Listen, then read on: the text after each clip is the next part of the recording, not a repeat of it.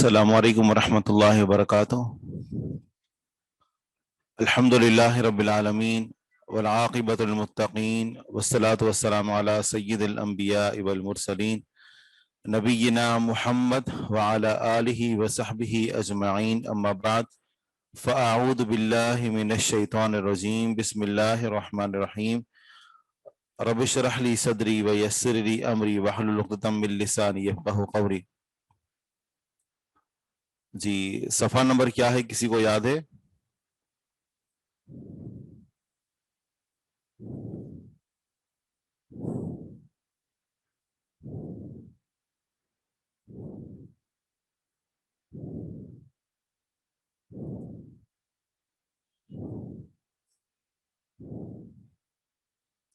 پینتالیس یا 48؟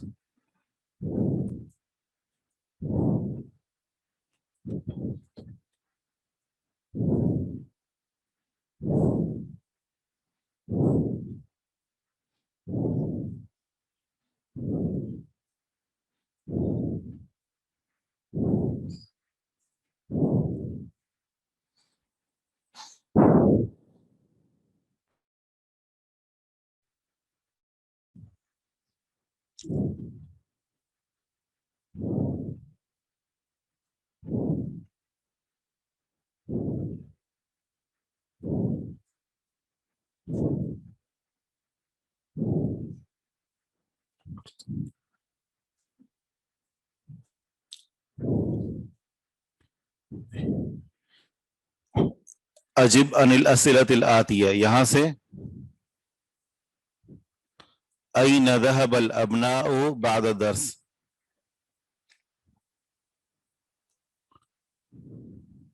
صحیح۔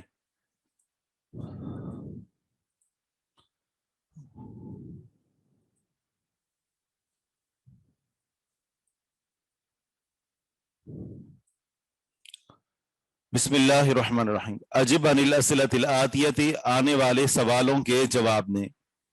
این ذهب الابناء بعد الدرس، این کہاں، ذهب گئے، الابناء بیٹے، بعد الدرس سبق کے بعد، بیٹے سبق کے بعد کہاں گئے؟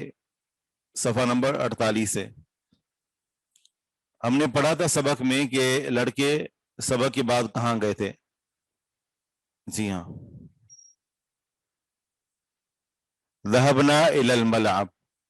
تو اس طریقے سے آپ نے پیچھے جا کر سوالوں کو کے جوابات ان کو تلاش کرنا ہے۔ سوال نمبر 2 ہے ماذا قرأوا فی المکتبۃ، انہوں نے لائبریری میں کیا پڑھا؟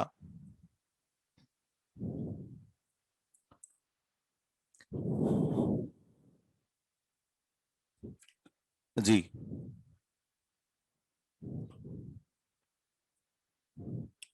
سبق کے اندر دیکھیں جواب دیا ہوا ہے کہ انہوں نے لائبریری میں کیا پڑھا۔ قرأوا حمزہ کے ساتھ، قرأوا الصحف، ٹھیک ہے، قرأوا الصحف فی المکتبۃ۔ من ای اذاعۃ سمعوا الاخبار، کون سے ریڈیو سے انہوں نے خبریں سنی؟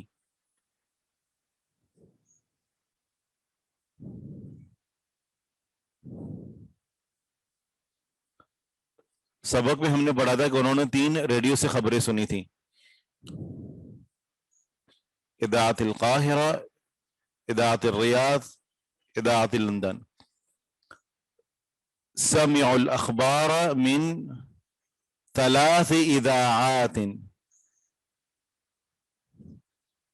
من اذاعت الریاض و اذاعت القاہرہ و اذاعت لندن۔ سوال نمبر 4 ہے، صحیح، من الذی اخذ الکتاب، کتاب کس نے لی؟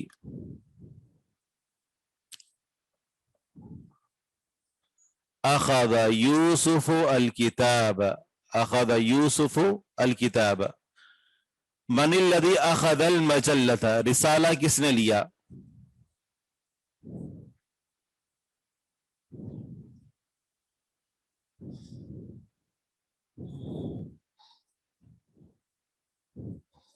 اخذ المجلۃ مروان. نمبر 6 ہے این ذهبت البنات، لڑکیاں کہاں گئیں؟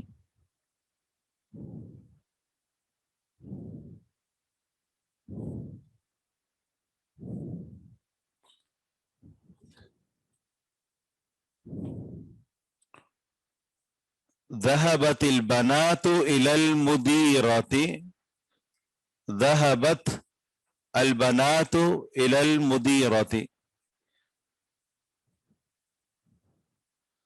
کم دقیقتاً جلسنا عند المدیرة، وہ کتنے منٹ بیٹھی مدیر کے پاس، مدیرہ کے پاس.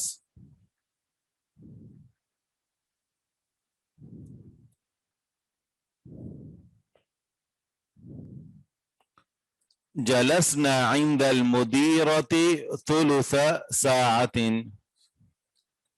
یوسف میں ال نہیں آئے گا. ذهبنا لزیارت المدیرۃ، جی ہاں یہ بھی ٹھیک ہے. این بیت المدیرۃ، مدیرہ کا گھر کہاں ہے؟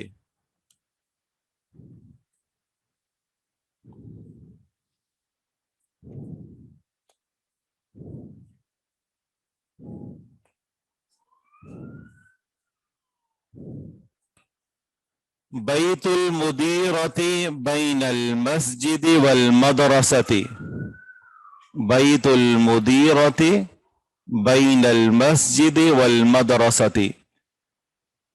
7 نمبر کا جواب یہ ہے کہ جلسنا عند المدیرۃ ثلث ساعۃ، یا یہ کہ جلست البنات عند المدیرۃ ثلث ساعۃ. نمبر 9 این وضعت سعاد المکنست، کہاں رکھا سعاد نے جھاڑو، کہاں رکھی سعاد نے جھاڑو.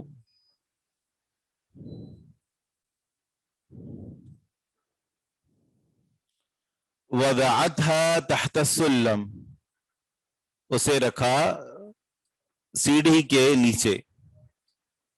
نمبر 6 این ذهبت البنات، کہاں گئی لڑکیاں؟ ذهبت البنات الى المدیرۃ، گئی لڑکیاں مدیرہ کی طرف. نمبر 2 ہے دع هذه العلامة امام الجمل الصحيحة وهذه العلامة امام الجمل التي ليست صحيحة، یہ علامت رکھیں صحیح جملوں کے سامنے اور یہ علامت رکھیں ان جملوں کے سامنے جو صحیح نہیں ہیں. لعب الابناء قرۃ القدم فی الاسبوع الماضی، غلط ہے. کھیلے لڑکے فٹ بال گزشتہ ہفتے. دخل بلال المستشفى قبل 3 ایام، داخل ہوا بلال اسپتال میں 3 دن پہلے، درست ہے. سمع الابناء الاخبار من اذاعة القاہرة واذاعة الریاض واذاعة لندن، سنا بیٹوں نے خبریں، سنی بیٹوں نے خبریں قاہرہ کے ریڈیو سے، ریاض کے ریڈیو سے اور لندن کے ریڈیو سے. جی یہ درست ہے. الکتاب غلافہ اصفر، کتاب کی جو جلد ہے اس کا رنگ زرد ہے، غلط ہے. تو کیا صحیح ہے؟ الکتاب غلافہ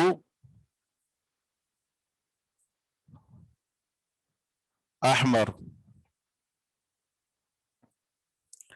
نمبر 5 ہے بیت المدیرۃ بین المسجد والمدرسۃ، مدیرہ کا گھر مسجد اور مدرسے کے درمیان ہے.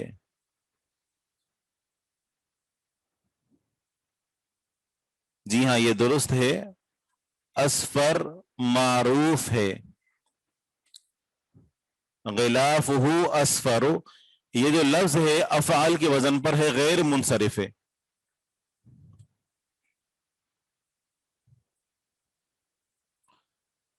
الام وجدت المکنست، ماں کو جھاڑو مل گیا، نہیں ملا تھا، اس نے تلاش کیا۔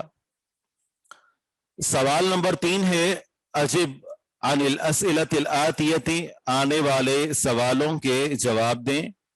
هذه الاسئلۃ لیست مبنیۃ علی الدرس السابع، یہ سوالات سبق نمبر 7 پر مشتمل نہیں ہیں، بلکہ اس کا آپ نے اپنی طرف سے جواب دینا ہے۔ متی خرجتم من الفصل، تم کب نکلے کلاس سے، تو اس کا اپنی طرف سے جواب دیں گے، کیا ہوگا؟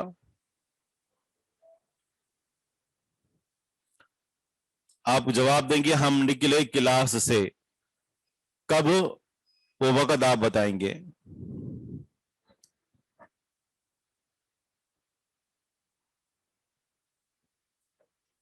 خرجنا من الفصل بعد الدرس، خرجنا من الفصل بعد خروج المدرس، خرجنا من الفصل بعد صلاة الظہر، سب ٹھیک ہے۔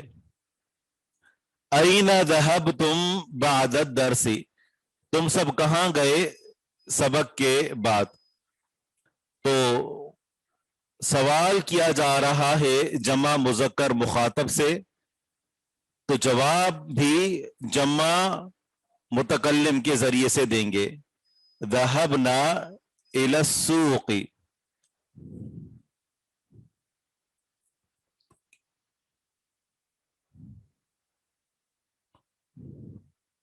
ذهبنا الى السوق بعد الدرس۔ صلاۃ کیا ہوگا؟ صلاۃ کہاں ہے؟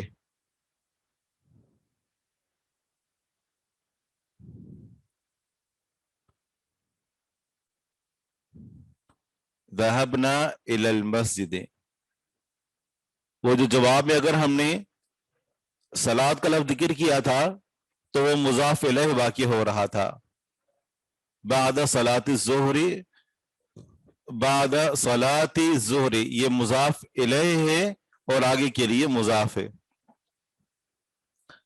من ای اذاعۃ سمعتم الاخبار، کون سے ریڈیو سے تم سب نے خبریں سنی؟ سمعنا الاخبار من اذاعۃ پاکستان، یا سمعنا الاخبار من اذاعۃ ایف ایم، ہمارے ہاں تو یہ ایف ایم ہی چلتے ہیں۔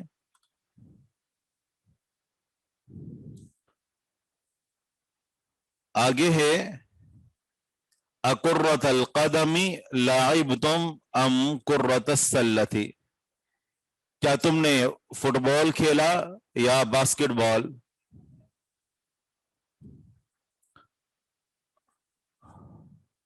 لعبنا کرۃ السلۃ، ایک تو یہ ہے کہ وانی شمیم الف لام داخل نہیں ہوگا، اور دوسرا کرہ یہ کاف بڑے کاف کے ساتھ آتا ہے، کراچی والا کاف اس کے ساتھ آتا ہے۔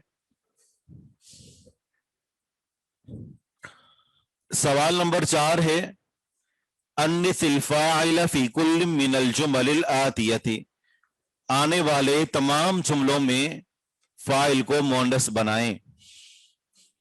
تو اب جو فاعل کو مؤنث بنائیں گے، جو مخاطب ہے اس کو مؤنث بنائیں گے، دیکھیے مثال دی ہوئی ہے،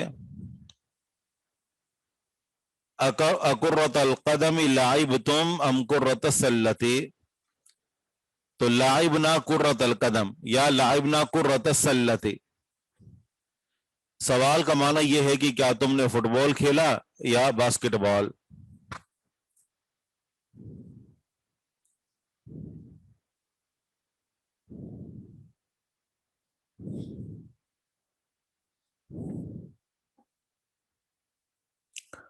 اب مثال دیکھیں، اشربتم القہوۃ یا اخوان، اشربتن القہوۃ یا اخوات، ٹھیک ہے۔ اب جو ہمارا جو مخاطب ہے پہلے والی مثال میں وہ مذکر ہیں یا اخوانوں، اے بھائیوں، تو جب ہم اس کو تبدیل کریں گے تو اخوان اس کی جگہ پر ہم اخوات لگائیں گے. بھائیوں کی مونس اخوات ہے، اخوان کی مونس اخوات ہے. جب ہم مخاطب کو تبدیل کریں گے تو لازم ہے کہ اس کے لیے جو فعل استعمال کر رہے ہیں اسے بھی تبدیل کریں. تو جمع مذکر مخاطب سے جمع مؤنث مخاطب استعمال کریں گے، کہیں گے اشربتن القہوۃ یا اخوات. مثال نمبر 2 ہے قرأتم هذه المجلۃ یا رجال، کیا تم نے یہ رسالہ پڑھ لیا اے مردو. اقرأتن هذه المجلۃ یا نساء. ماشاءاللہ بہترین. آگے ہے فہمتم الدرس الجدید یا ابنائی، کیا تم نے نیا سبق سمجھ لیا اے میرے بیٹو.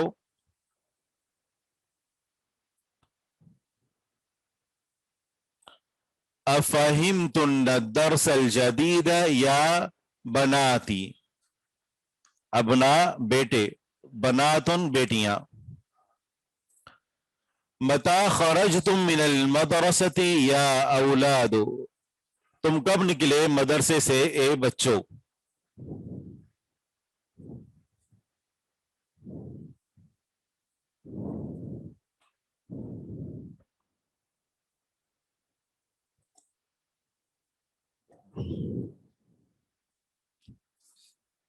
متی خرجتن من المدرسۃ یا بنات،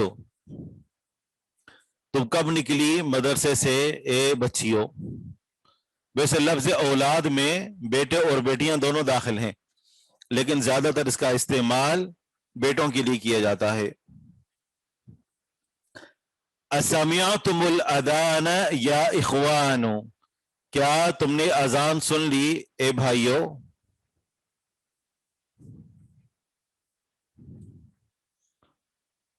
اس کو مونس بنائیں.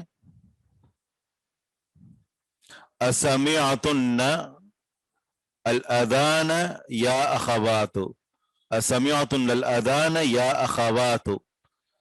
نمبر 6 ارأیتم المدرس الجدید یا اخوانو، کیا تم نے دیکھا نئے استاد کو اے بھائیو.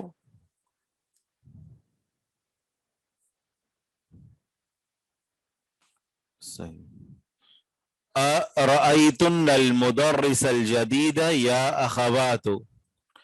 اور اگر ہم جو مفعول ہے اس کو بھی مونس بنائیں تو کیا ہوگا. سوال نمبر 6 میں اگر ہم مفعول کو بھی مونس بنائیں، صحیح، پوری مثال پھر یوں بنے گی ارأیتن المدرسۃ الجدیدۃ یا اخوات. اے بہنوں کیا تم نے نئی استانی کو دیکھا. تو المدرسۃ مونس اور یہ موصوف ہے اور اس کی جو صفت ہے تو وہ بھی مونس آئے گی.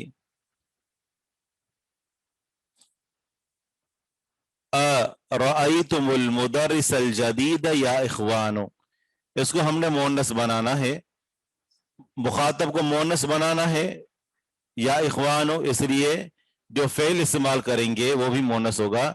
ارأیتن المدرس الجدید یا اخواتو، یہ ہے. ٹھیک ہے. اور اگر ہم پوری مثال کو مونس بنائیں تو پھر یوں ہوگا ارأیتن المدرسۃ الجدیدۃ یا اخواتو، کہ کیا تم نے نئی استانی کو دیکھا اے بہنوں. المدرسۃ تا لگائیں گے اور اس کی جو صفت ہے الجدیدۃ اس کے آخر میں بھی تا لگا کر پڑھیں گے کیونکہ موصوف اور صفت میں مطابقت ہوتی ہے.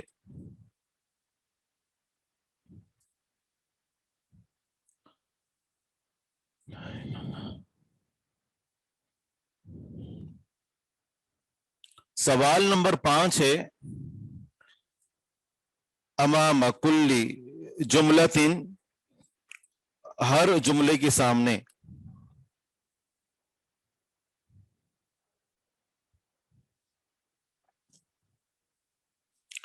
فیما یلی جو نیچے آ رہے ہیں، صیغتان للفعل فعل کے دو صیغے ہیں، ہر جملے کے سامنے فعل کے دو. السلام علیکم ورحمۃ اللہ. ہاں سیکنڈ ایئر میں آئے تو تھوڑا سا کام.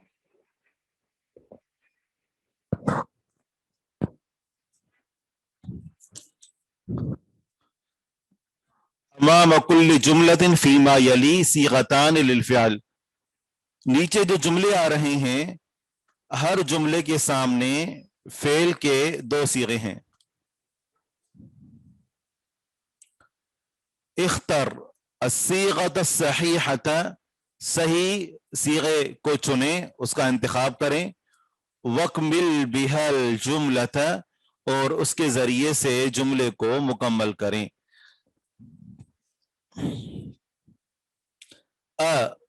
آگے ہے القرآن اليوم یا ابنائی، کیا تم نے قرآن پڑھا آج کے دن اے میرے بیٹو. تو یہاں قرأتم لگے گا یا قرأتن؟ قرأتم.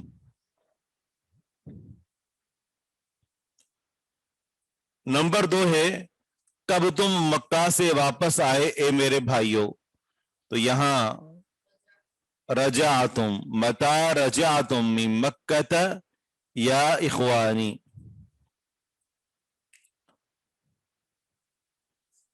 نمبر 3 ہے کیا تم نے اپنا چہرہ صابن سے دھویا.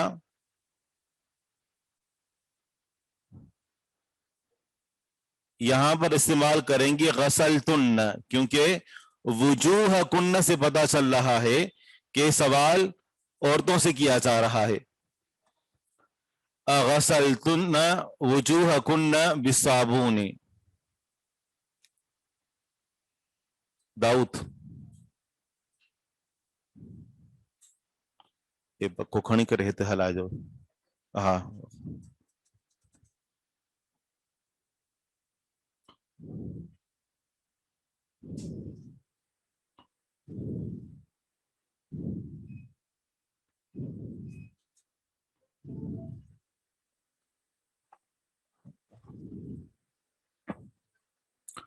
آگے ہے من ای اذاعت، کون سے ریڈیو سے تم نے خبریں سنی اے میری بیٹیوں.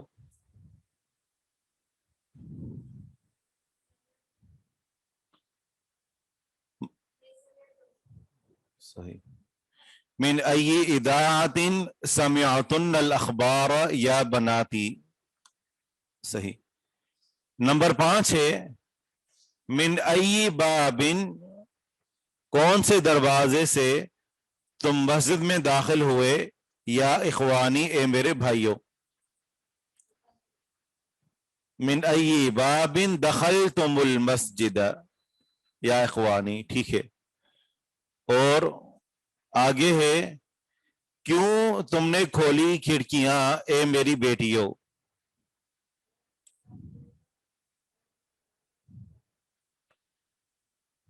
لما فتحتن، اسے کیا پڑھیں گے لما، لم نہیں پڑھیں گے.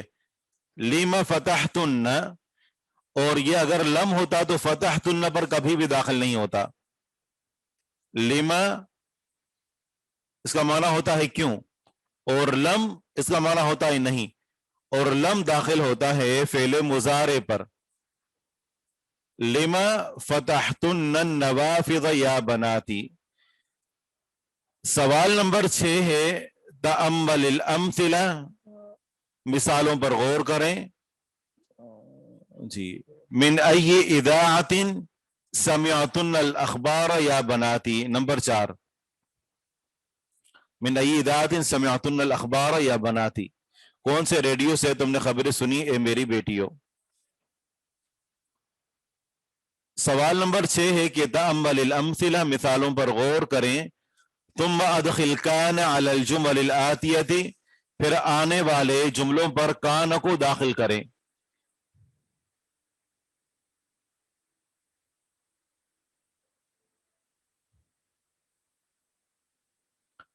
یہ جو ہم نے بات ذکر کی تھی کہ یہ جو لم ہے، یہ پنکھے کا اصل میں مسئلہ تھا، وہی تو پنکھا تو لگوا دی لیکن یہ آوازیں کر رہا ہے. کوئی اور ہے پنکھا؟ ہاں کر رہا ہے. کوئی اور پنکھا ہے؟ اگر ہے تو جی وہ پلاسٹک والا نہیں ہے. اگر ہے تو وہ پھر رکھ دیں، کیونکہ یہ تیز ہے اور بہت زیادہ ہوا بھی دے رہا ہے، آواز بھی کر رہا ہے. نہیں یہ میں کہہ رہا ہوں کہ یہ پنکھا آواز کر رہا ہے، تو دیکھ لیں. آگے ہے کہ یہاں پر ہم نے کان کو استعمال کرنا ہے. جی ہاں، لم کے بارے میں بات ہو رہی تھی.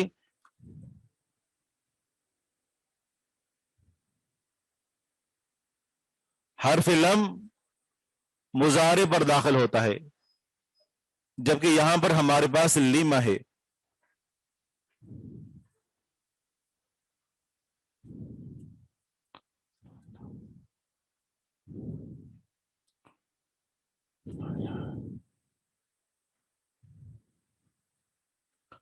آنے والی مثالوں پر کانا داخل کریں گے، اور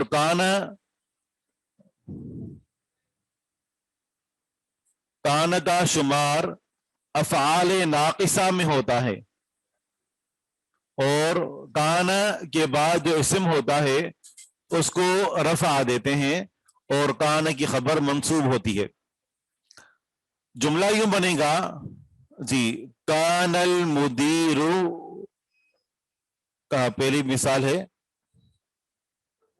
المدرس فی الفصل، تو جملہ یوں بنے گا کان المدرس فی الفصل قبل 5 دقائق، استاد کلاس میں تھا 5 منٹ پہلے. نمبر 2 ہے الطلاب فی المکتبۃ، طلبہ لائبریری میں ہیں. کان الطلاب فی المکتبۃ قبل نصف ساعت، طلبہ جی کانا کے بعد کا جو اسم ہے وہ ہمیشہ مرفوع ہوتا ہے اور کانا کی خبر منصوب ہوتی ہے. کان الطلاب فی المکتبۃ قبل نصف ساعت، طلبہ لائبریری میں تھے آدھا گھنٹہ پہلے. اسی طرح ہمیں یہ بھی معلوم ہونا چاہیے کہ کانا جب کسی اسم پر داخل ہوتا ہے تو اس کو ماضی کے معنوں میں کر دیتا ہے. جیسے طلبہ لائبریری میں ہیں، جب کانا داخل کیا تو طلبہ لائبریری میں تھے اس کا مطلب ہے ماضی میں، اور ہیں مطلب ابھی. تو کانا یہ جملے کو ماضی کے معنوں میں کر دیتا ہے. امی فی المطبخ، میری امی باورچی خانے میں ہے. کانت امی فی المطبخ قبل قلیل، میری امی باورچی خانے میں تھی تھوڑی دیر پہلے.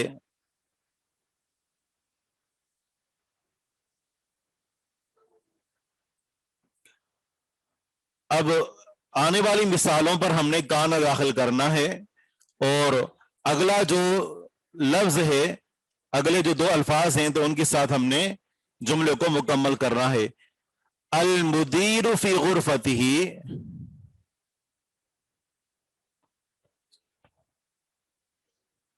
قبل جی ہاں ظرف ہے، یہ ظرف زمان.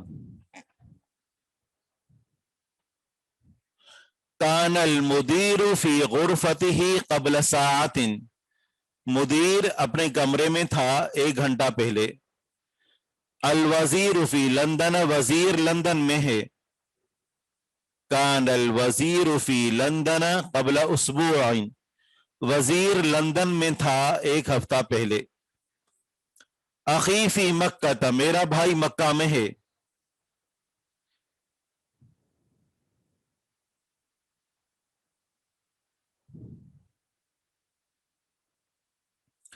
کان اخی فی مکہ قبل 4 ایام، تھا میرا بھائی مکہ میں 4 دن پہلے.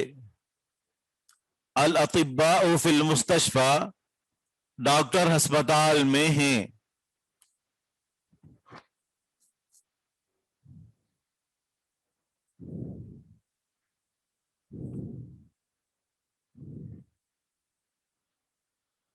अखी इसी तरह इस्तेमाल होगा क्योंकि ये या मुतकल्लिम की तरफ मुजाफ है। जी हाँ, मक्का पर जर नहीं आती क्योंकि ये गैर मुनसरिफ है, इस पर तकदीरी इरावत है। उसबुअन मुजाफ इलैहि है, क़ब्ल का मुजाफ इलैहि है। सवाल नंबर 4 है अल अतिब्बाउ फिल मुस्तशफा, इस पर काना दाखिल करें। लंदन पर जर नहीं आएगी क्योंकि यह भी गैर मुनसरिफ है।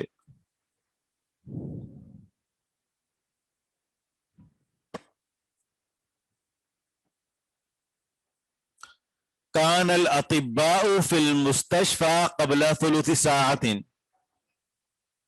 डॉक्टर अस्पताल में थे क़ब्ल सुलुसी साअतिन, 20 मिनट पहले। अत्तालिबात फिल मकतबती, तालिबात लाइब्रेरी में हैं।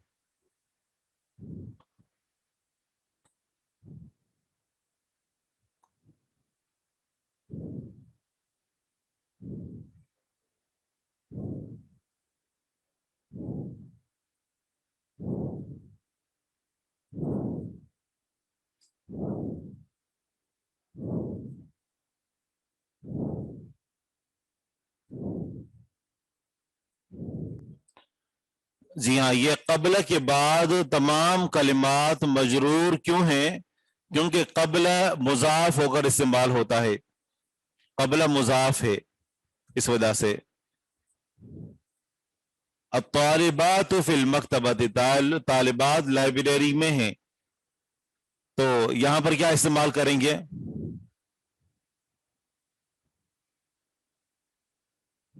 कानत।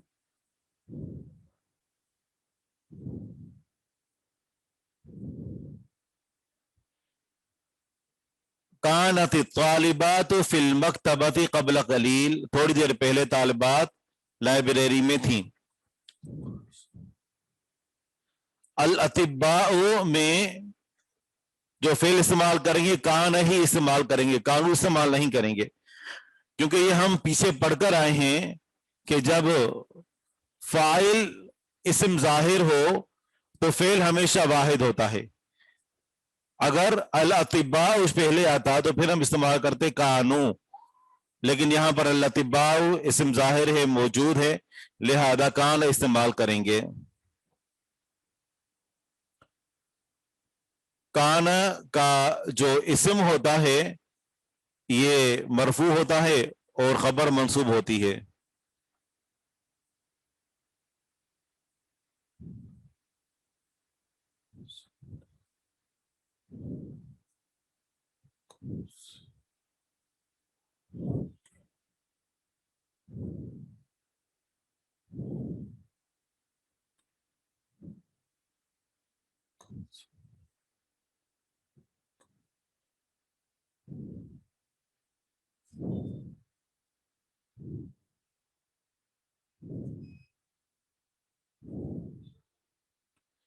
ये मुझे समझ नहीं आया, कम से दाइक में 5 मिनट और 5 सेकंड दोनों एक, समझ नहीं आया मुझे।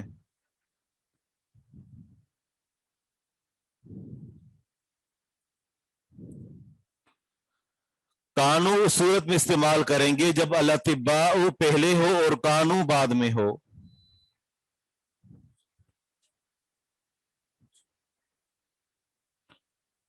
इन तमाम जो मिसालों में जो खबर है तो ये कानल जैसे है, आखिरी हम मिसाल लेते हैं, कानत तालिबातु फिल मकतबती क़ब्ल क़लीलिन, तो कानत फेल नाकिस है, अत्तालिबातु इसका इस्म है, और फिल मकतबती जार मजरूर मिलकर ये मुतालिक हुआ महजूफ के, और वो है कानत तालिबात मौजूदातिन फिल मकतबती क़ब्ल क़लील, تو پھر وہ جو محذوف ہے وہ اس کی خبر بنے گی.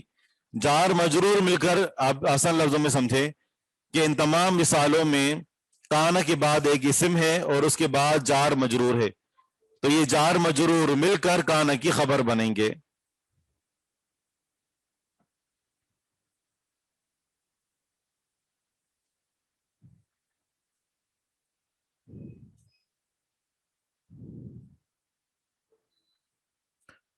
کان المدرس فی الفصل قبل 5 دقائق.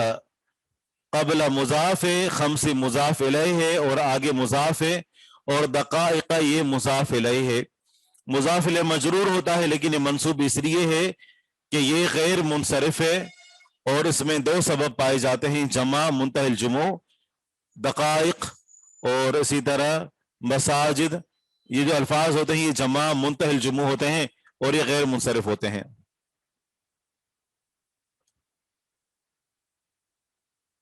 جی ہاں، یہ جار مجرور مل کر شبہ جملہ ہوگا.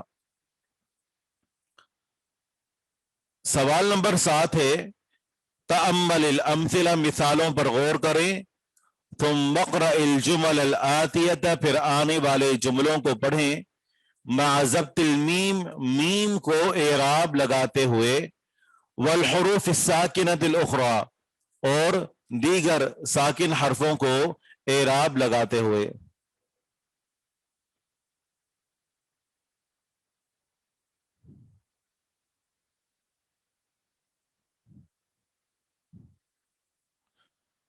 قاعدہ یہ ہے کہ اگر کسی جملے میں میم ساکن ہو اور آگے الف لام ہو، میم ساکن ہو اور آگے الف لام ہو تو میم کو ضمہ دے کر پڑھتے ہیں، میم کو ضمہ دے کر اور ملا کر پڑھتے ہیں. اور اگر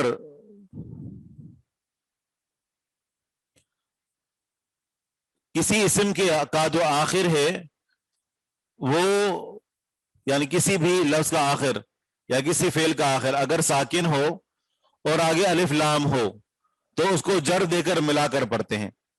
مثالوں سے بات سمجھ میں آئے گی. تو جہاں پر میم ساکن ہو اور آگے الف لام ہو تو وہاں پیش دے کر ملا کر پڑھتے ہیں، اور جہاں میم کے علاوہ کوئی اور حرف ساکن ہو اور آگے الف لام ہو تو کسرہ دے کر ملا کر پڑھتے ہیں. جی ہاں، جیسے اقرأتم ھذا الکتاب، اس کو بلائیے، یہ کافی دیر سے کافی پریشان کر رہی ہے.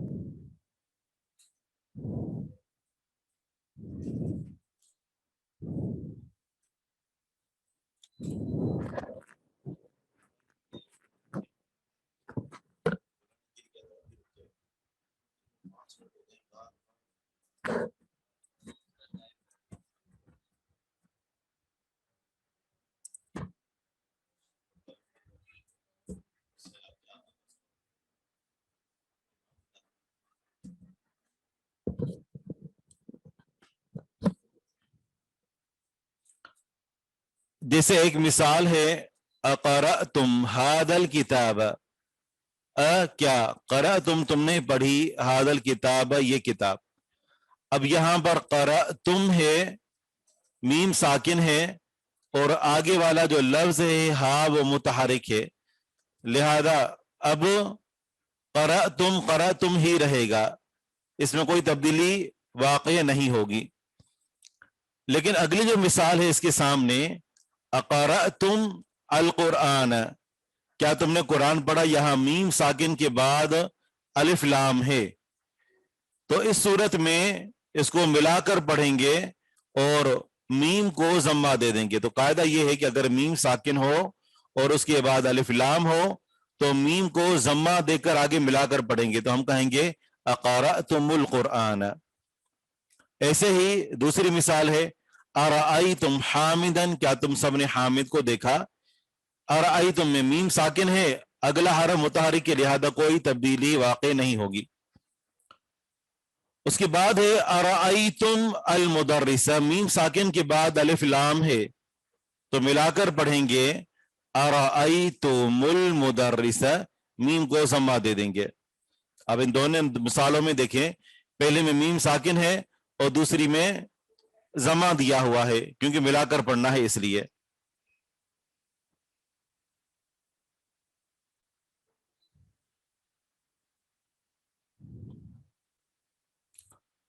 نمبر 3 ہے الکم ھذا البیت، کیا یہ گھر تمہارا ہے؟ الکم البیت، کیا تمہارا گھر ہے؟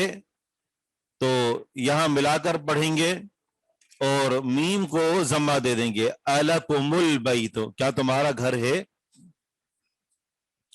پہلی مثال کا معنی یہ ہے کہ کیا یہ گھر تمہارا ہے، اور دوسری مثال کا معنی یہ ہے کہ کیا تمہارا کوئی گھر ہے۔ نمبر 4 خرجت آمینت، آمنہ لکھ لی۔ اب اس میں ایک لفظ ہے جو کہ ساکن ہے تا، اور خرجت البنت، نکلی لڑکی۔ اب یہاں پر جی جر دیں گے، جی ہاں، کیونکہ آگے جو لفظ ہے وہ تو الف لام ہی ہے، لیکن یہاں الف لام سے پہلے والا جو لفظ ساکن ہے وہ میم کے علاوہ ہے، اور قاعدہ عربی میں یہ ہے کہ الساکن اذا حرک بالقصر، کہ جب ساکن کو حرکت دی جاتی ہے تو اس کو کسرہ حرکت دے کر اس کو پڑھا جاتا ہے۔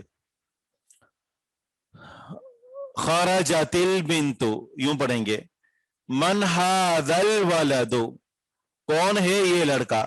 من میں نون ساکن ہے اور آگے ہا متحرک ہے، جب اس کو ملا کر پڑھیں اور آگے کوئی اور لفظ ہو کہ جس کے شروع میں الف لام ہو، جیسے من الولد، تو ملا کر یوں پڑھیں گے من الولد۔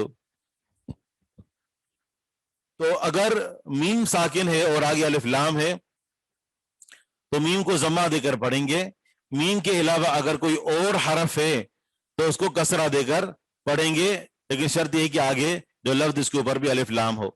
اب نیچے مثال دی ہوئی ہے، ساکن کوئی بھی ہو، آگے الف لام ہو، اس کو ملا کر پڑھیں گے کسرہ کے ساتھ، ٹھیک ہے، کسرہ کے ساتھ اور آگے الف لام کو پڑھیں گے۔ من الولد کا معنی ہوتا ہے کہ کون لڑکا ہے۔ آگے دوسری مثال بتائیے، میم ساکن اور آگے الف لام ہو تو میم کو ضمہ دے کر اور آگے الف لام کے ساتھ ملا کر پڑھیں گے۔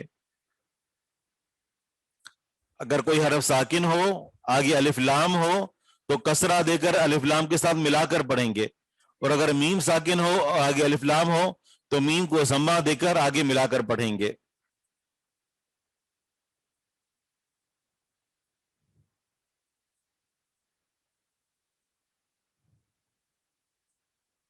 آگے والی جو مثالیں ہیں ان کو اسی طرح ملا کر پڑھنا ہے، جیسے اکلتم، آگے ہے الموز، میم ساکن ہے اور آگے الف لام ہے، تو یہاں پر کیا پڑھیں گے؟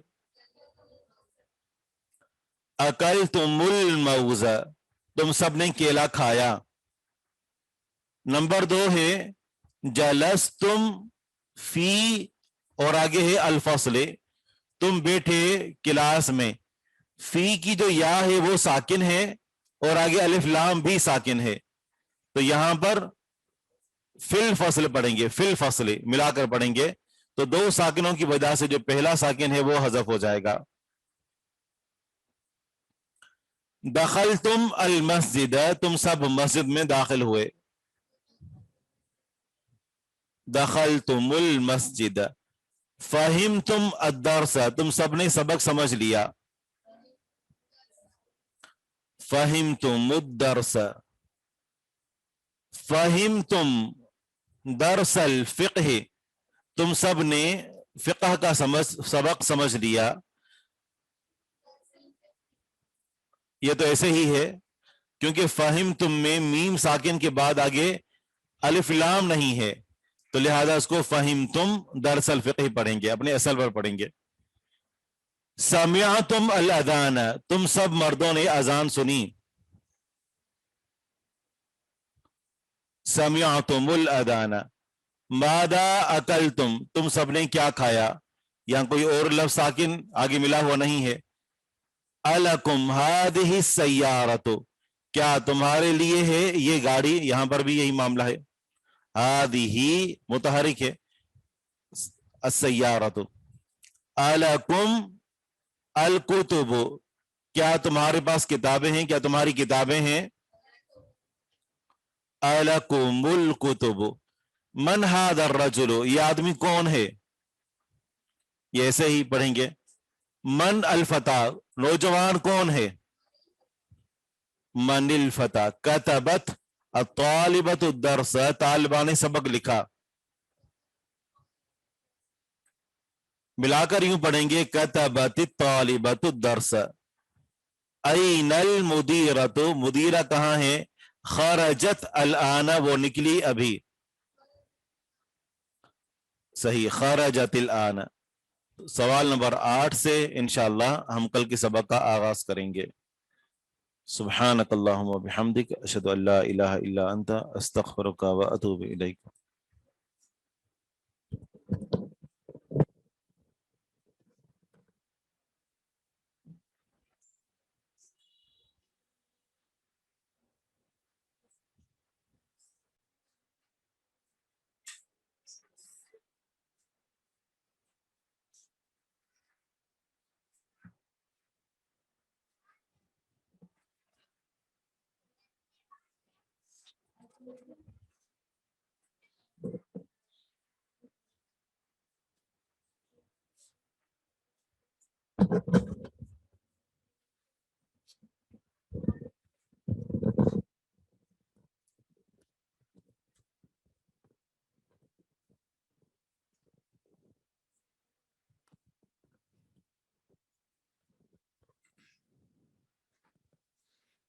السلام علیکم ورحمۃ اللہ وبرکاتہ.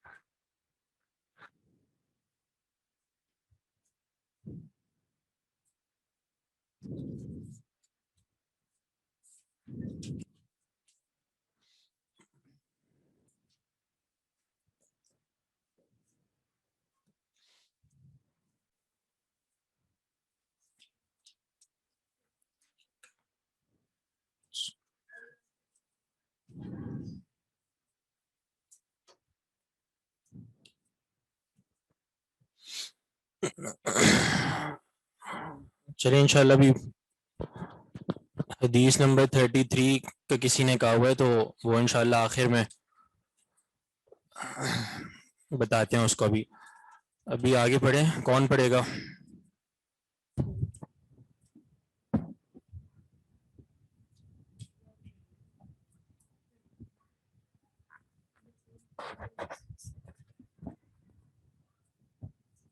کراہیت البول فی المستحم. عن عبد الله بن عن عبد الله عن عبد الله بن مغفل عن النبي صلى الله عليه وسلم قال لا يبولن أحدكم في مستحمه فإن عامة الوسواس منه. ٹھیک ہے. اچھا اس سے اوپر والا جو باب تھا جو ہم نے پچھلی دفعہ بھی پڑھا تھا النہی عن البول فی الماء الراکد، منع کرنا پیشاب کرنے سے کھڑے ہوئے پانی میں. تو اس کے بارے میں ہم نے آپ کو بتایا تھا کہ پانی یہاں پہ یعنی جو کھڑا ہوا ہو چاہے وہ کم ہو یا زیادہ ہو، ہر صورت میں دونوں صورتوں میں یہ پیشاب کرنا جو ہے وہ ناجائز ہوگا. ٹھیک ہے، چاہے کم ہو یا زیادہ ہو، تو ہر صورت میں یہ پانی اس میں پیشاب کرنا جو ہے وہ اس کو ہم ناجائز ہی سمجھیں گے. کوئی فرق اس میں نہ کیا جائے. اور ایک ذیلی بات جو ہم نے بتائی تھی آپ کو پانی کے پاک یا ناپاک ہونے کے تعلق سے، وہ کیا تھی کہ پانی کے اوصاف ثلاثہ کو دیکھا جائے گا. ٹھیک ہے، 3 اوصاف کو. ٹھیک ہے، چاہے کم ہو یا زیادہ ہو، ہر صورت میں یہی اصول ہے کہ اوصاف ثلاثہ کو دیکھا جائے گا. اگر یعنی کوئی وصف تبدیل ہو گیا، تینوں میں سے کوئی ایک وصف تبدیل ہو گیا نجاست کی وجہ سے، تو وہ پانی ناپاک ہو جائے گا. اگر نہیں ہوا تو پانی پاک ہی رہے گا. اب مثال کے طور پر اگر ایک شخص نے الماء الراکد میں پیشاب کر دیا، ٹھیک ہے، یعنی اس میں کھڑے پانی میں، تو اس کو بھی ہم اسی طرح دیکھیں گے اس کے نجس ہونے کے تعلق سے. اگر تو اس نے کر دیا تو اس نے تو حرام کام کیا، ناجائز کام کیا اس نے. لیکن اگر کر دیا کسی نے تو پانی کے پاک یا ناپاک ہونے کے تعلق سے یہی اصول دیکھا جائے گا، اوصاف ثلاثہ والا.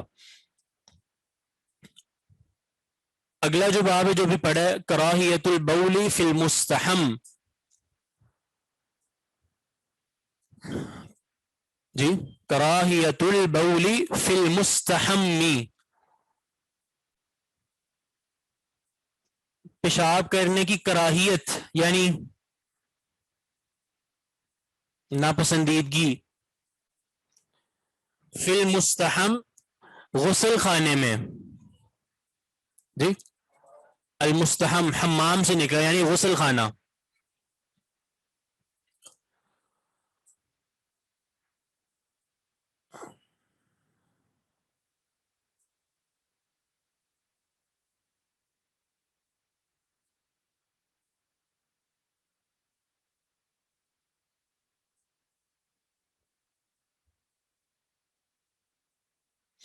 جی،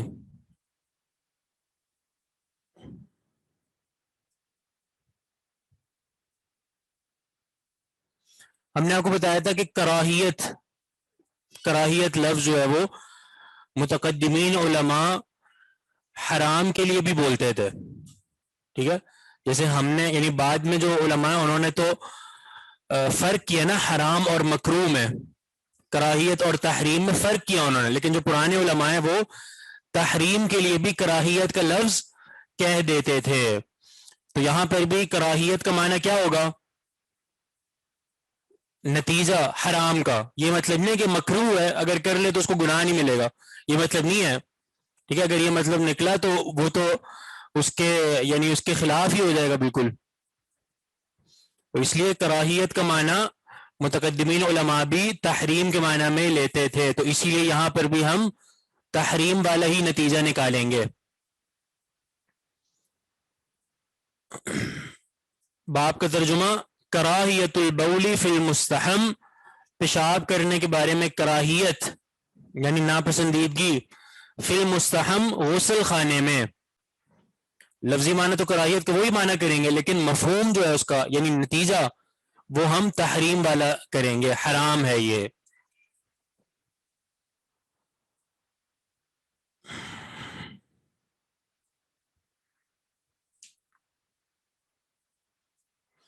کیسے پتہ چلے گا کہ حرام کا مطلب نکالنا ہے؟ وہ ہم نے آپ کو اصول بتا دیا کہ متقدمین علماء جن میں متقدمین محدثین ہیں، جیسے ہمارے امام نسائی ہو گئے، امام مسلم وغیرہ، یہ سب یہ پرانے علماء ہیں، یہ جو ہے وہ حرام کے لیے بھی کراہیت کا لفظ استعمال کر لیتے تھے. تو کیسے پتہ چلے گا؟ یہ ظاہر سی بات ہے، وہ قرائن دیکھ کے، سیاق و سباق دیکھ کے اور دلائل دیکھ کے پتہ چل جائے گا کہ یہاں پہ جو ہے وہ کراہیت حرام کے معنی میں ہے کہ مکروہ کے معنی میں ہے؟ جیسے یہاں پہ اب حدیث میں بالکل صاف منع کیا گیا تو اس کو تحریم میں ہی رکھیں گے، حرام میں ہی رکھیں گے، خالی مکروہ میں نہیں رکھیں گے۔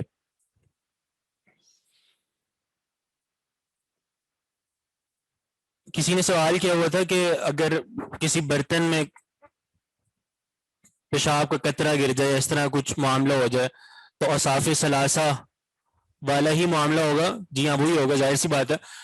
اگر پانی کم ہے نا تو وہ ایک ہلکی سی بھی نجاست وہ تینوں اوصاف ثلاثہ میں سے کوئی وصف تبدیل کر دے گا، کوئی نہ کوئی ضرور تبدیل ہوگا، یا تو اس کا ذائقہ تبدیل ہو جائے گا، یا رنگ، یا پھر اس کی اسمیل، یہ ضرور تبدیل ہوگی۔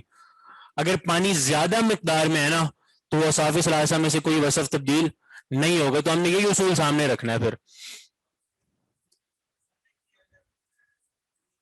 دل نہیں مان رہا تو وہ الگ چیز ہے، انسان کا دل نہیں مانتا تو بالکل وہ اس کو استعمال نہ کرے، بالکل اس کو ضائع کر دے۔ دل نہیں مان رہا تو اس کا معاملہ الگ ہے۔ جو بات ہم کرتے ہیں نا وہ کرتے ہیں اصول کی، کہ بھئی اصول یہ ہے کہ پانی پاک ہے یا نہ پاک ہے، بس یہاں تک۔ اگر انسان کی کسی کی طبیعت نہیں چاہ رہی تو وہ استعمال نہ کرے اس کو۔ جیسے اگر پانی میں مکھی گر جائے، مشروب میں مکھی گر جائے تو اس کو کیا حکم ہے؟ اس کو ڈبو کر نکال کے وہ پانی پئیں، ٹھیک ہے، اس کو پینے کا حکم تو دیا گیا ہے، لیکن ظاہر سی بات ہے یہاں پر بھی بات وہی ہے کہ اگر کسی کی طبیعت نہیں چاہتی تو وہ نہ پیے، ٹھیک ہے۔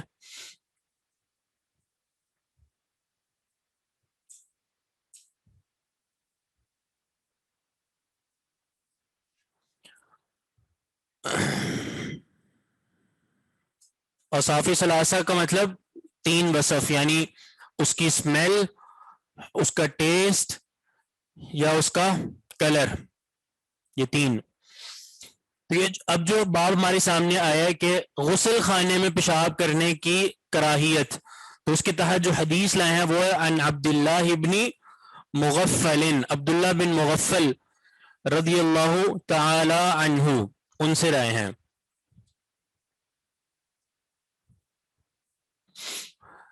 تو عبداللہ بن مغفل رضی اللہ عنہ نبی علیہ الصلوۃ والسلام سے روایت کرتے ہیں کہ اللہ کے رسول نے فرمایا لا یبولن احدکم فی مستحمہ، ہرگز نہ پیشاب کرے تمہارا کوئی ایک اپنے غسل خانے میں،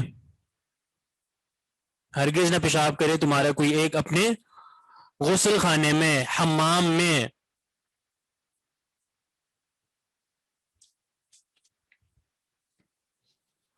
ہرگز کا معنی کیوں پیدا ہو رہا ہے؟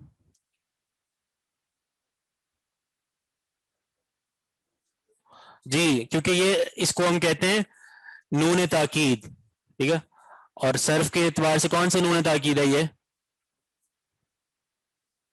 پڑھے نا، ثقیلہ یا خفیفہ، پڑھے نون تاکید ثقیلہ یا خفیفہ؟ نہیں پڑھے، ٹھیک ہے۔ نون تاکید ثقیلہ یعنی جو نہیں یا امر کے آخر میں جو نون مشدد آتا ہے نا اس کو نون تاکید کہتے ہیں۔ اگر اس پہ شد ہوگی تو وہ نون تاکید ثقیلہ ہوگا، اگر اس پہ شد نہیں ہے، جزم ہے، تو وہ نون تاکید خفیفہ ہوگا۔ خفیفہ یعنی خفت سے، خفیف ہلکا، اور ثقیل معنی کیا ہوتا ہے؟ بھاری۔ تو نون تاکید ثقیلہ وہ نون جس میں تشدید آتی ہے آخر میں، جیسے یہاں پہ آپ دیکھ رہے ہیں لا یبولن، اسی کو نون تاکید خفیفہ میں بھی لے جا سکتے ہیں، یعنی یہاں پر نہیں، یہاں پہ تو ایسے ہی ہے، لیکن ویسے ایک صرفی اعتبار سے کہہ رہا ہوں۔ جیسے لا یضربن، یہ نون تاکید ثقیلہ ہے، اور نون تاکید خفیفہ کس طرح بنے گا اس سے؟ لا یضربن، جیسے قرآن میں لنسفعن بالناصیہ، اس طرح ہے، لیکن جب ملا کے پڑھیں گے تو لنسفعن بالناصیہ، ادغام کر کے۔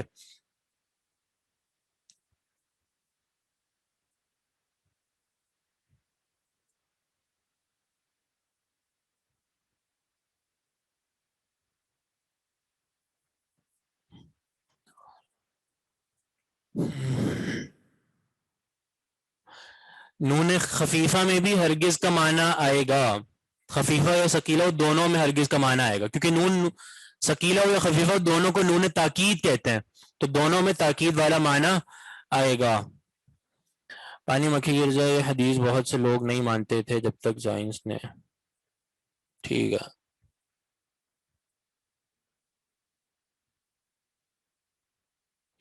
ٹھیک ہے. تو لا یبولن ہرگز نہ پیشاب کرے احدکم تمہارا کوئی ایک فی مستحمی اپنے غسل خانے میں. فإن عامۃ الوسواس منہ کیونکہ بس بے شک اکثر وسوسے منہ اسی وجہ سے ہوتے ہیں.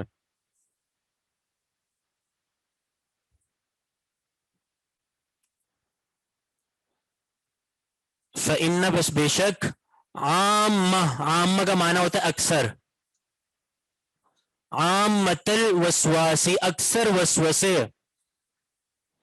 وسوسوں کی اکثریت زیادہ تر منہ اسی وجہ سے ہوتے ہیں. کس وجہ سے؟ غسل خانے میں پیشاب کرنے کی وجہ سے.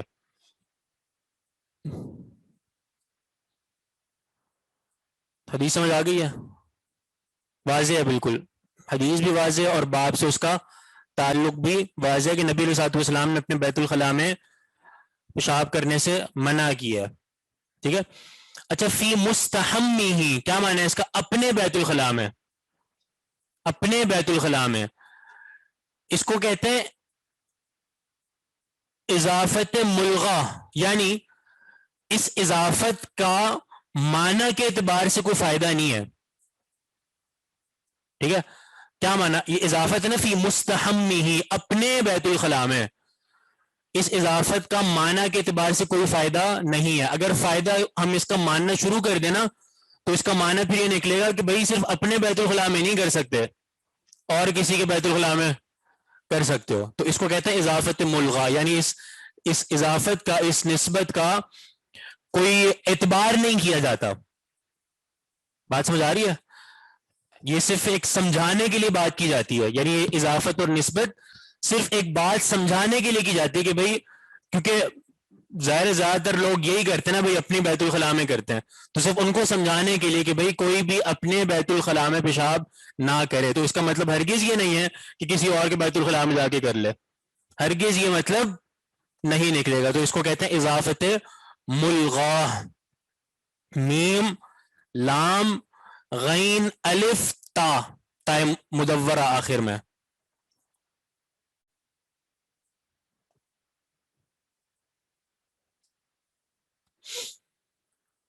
حدیث کا ترجمہ ریپیٹ کر دیں. لا یبولن احدکم ہرگز نہ پیشاب کرے احدکم تمہارا کوئی ایک فی مستحمہ اپنے غسل خانے میں، اپنے حمام میں. فإن عامۃ الوسواس منہ فإن پس بے شک عامۃ الوسواس اکثر وسوسے منہ اسی وجہ سے آتے ہیں. عامہ کا کیا معنی ہے؟ عامہ، عامہ اکثر. ٹھیک ہے. الوسواس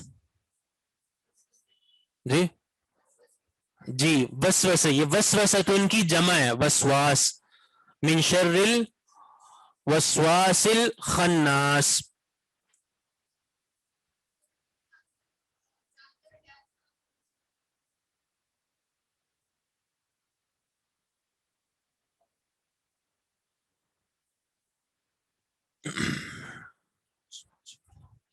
پہلے اس کو حدیث کا پورا مفہوم سمجھ لیں. حدیث میں منع کیا گیا پہلے لا یبولن کہ وہ پیشاب ہرگز نہ کرے. ٹھیک ہے. اور اس کے بعد پیشاب نہ کرنے کی وجہ بتائی گئی ہے. کیا وجہ ہے؟ کہ اکثر وسوسے اسی وجہ سے ہوتے ہیں. کس وجہ سے؟ یعنی بیت الخلاء میں پیشاب کرنے کی وجہ سے.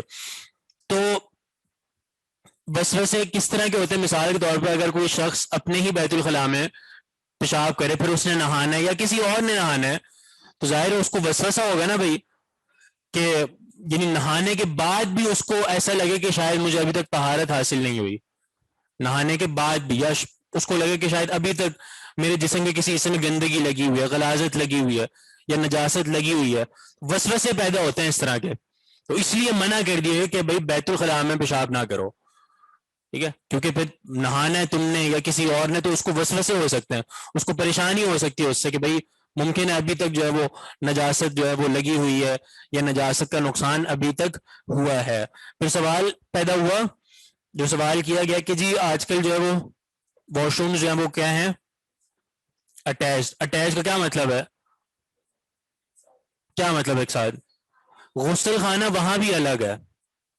غسل خانہ یعنی وہ ایریا جہاں پہ آپ نے نہانا ہے، مستحم اسے کہتے ہیں، وہ ایریا جہاں پہ آپ نے نہانا ہے.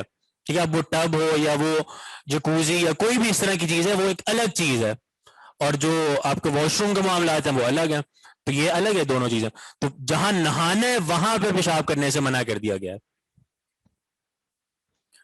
آج کل یہ سسٹم نہیں ہے نا، کیوں؟ اس میں کیا کوئی پریشانی والی بات تھوڑی ہے. آج کل بھی الگ سین الگ یعنی سسٹم ہے بالکل، کہ آپ کا جو واش روم ہے اس میں نہانے کی جگہ تو الگ ہے نا، کوئی ساتھ تھوڑی ہے. ٹھیک ہے، تو مستحم کا مطلب سمجھنا ہے. مستحم جیسے یعنی دو صورتیں ہیں اس کی. ٹھیک ہے، ایک تو ہے نا کہ کچھ جگہوں پہ مستحم ہے ہی الگ.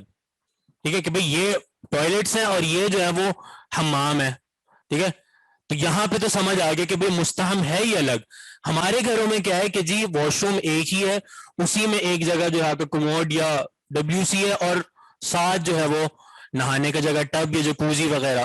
ٹھیک ہے، تو یہاں پر بھی بات وہی ہے کہ جہاں آپ نے نہانا ہے اس کو آپ مستحم کہیں گے، تو وہاں پہ پیشاب کرنا منع ہوگا، باقی دوسری جگہ جو ہے وہ اس کے لیے مہیا ہے. وسواس فعلن کے وزن پر ہے. جی فعلان کے وزن پہ، فعلان اس وزن پہ. بات سمجھ آ گئی ہے؟ آگے پڑھیں.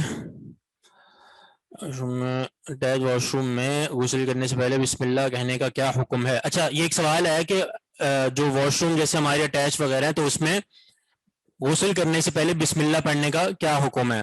ٹھیک ہے، تو اس والے سے جواب یہ ہے کہ اگر آپ نے غسل کرنا ہے تو بسم اللہ آپ واش روم سے باہر پڑھ کے جائیں. ٹھیک ہے، اسی لیے بعض روایات جو آپ نے دعا پڑھی ہے نا واش روم جانے کی، جو دعا ہے اللہم انی اعوذ بکا، تو بعض روایات میں الفاظ ہے بسم اللہ اللہم انی اعوذ بکا. ٹھیک ہے، تو اس لیے یہ استدلال ہے اس کا کہ آپ نے اب واش روم میں تو بسم اللہ نہیں پڑھنی وضو کرتے ہوئے یا غسل کرتے ہوئے، تو آپ واش روم جانے سے پہلے بسم اللہ پڑھ کے جائیں، بسم اللہ اللہم انی اعوذ بک من الخبث والخبائث، اس طرح تو آپ کی بسم اللہ ہو جائے گی پہلی.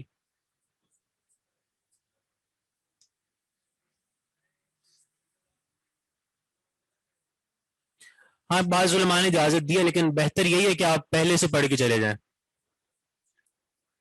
جی جی جی، نہیں جواز تو ہے اس کا، یعنی واش کیونکہ آپ نے جہاں وضو کر رہے ہیں نا اس کا معاملہ الگ ہے. یعنی علماء نے اس کو جو ہے نا علامہ البانی وغیرہ نے یہی بات کی ہے کہ آپ جو ہے نا اگر وہاں پہ کر رہے ہیں وضو تو بسم اللہ پڑھ سکتے ہیں. تو بات یہی ہے، لیکن بہتر بات یہی ہے جیسے وہ حدیث میں بھی آتا ہے بسم اللہ اللہم انی، کہ آپ جو ہے وہ بسم اللہ پڑھ کے پہلے پڑھ کے چلے جائیں.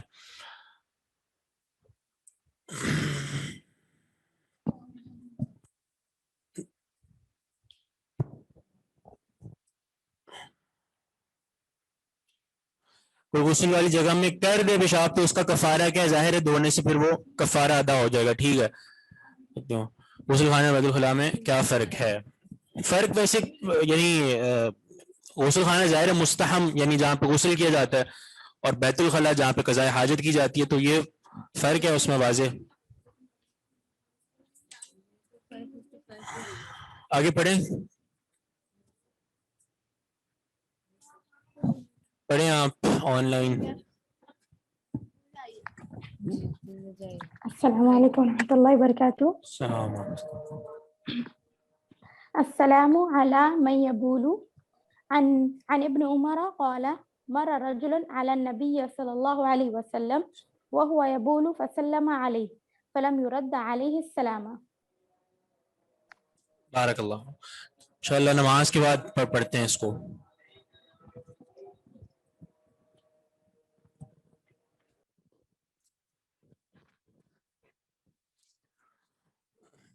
اللہ والصلاة والسلام علی رسول اللہ اما بعد. اگلا جو باب ہے اس کی ہم نے قرات کر لی تھی باب اور حدیث کی، یعنی کہ باب السلام علی من یبول، اس کا مطلب ہے سلام کرنا علی من یبول، اس شخص پر جو پیشاب کر رہا ہو.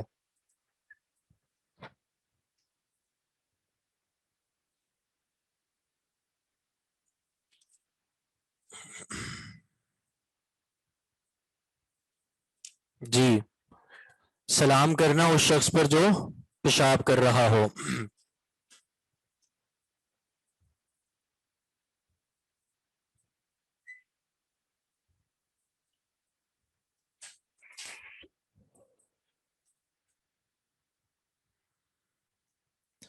حدیث ہے کس سے؟ عن ابن عمر. حدیث کس سے مروی ہے؟ عن ابن عمر، عبداللہ بن عمر رضی اللہ عنہما سے مروی ہے. وہ فرماتے ہیں مر رجل علی النبی صلی اللہ علیہ وسلم، گزرا ایک شخص نبی علیہ الصلوۃ والسلام کے پاس سے، وہو یبول، اس حال میں کہ اللہ کے رسول پیشاب کر رہے تھے. فسلم علیہ، تو اس شخص نے نبی علیہ الصلوۃ والسلام پر سلام کیا، یعنی نبی علیہ الصلوۃ والسلام کو سلام کیا اس نے. فلم یرد علیہ السلام، آپ نے اس کے سلام کا جواب نہیں دیا. لم یرد، رد یرد، اس کا معنی ہوتا ہے لوٹا دینا، اور جب سلام کے بارے میں آئے کہ لم یرد تو معنی ہوتا ہے جواب نہیں دیا. ٹھیک ہے، لم یرد، نہیں جواب دیا، علیہ اس پر، السلام، سلام کا.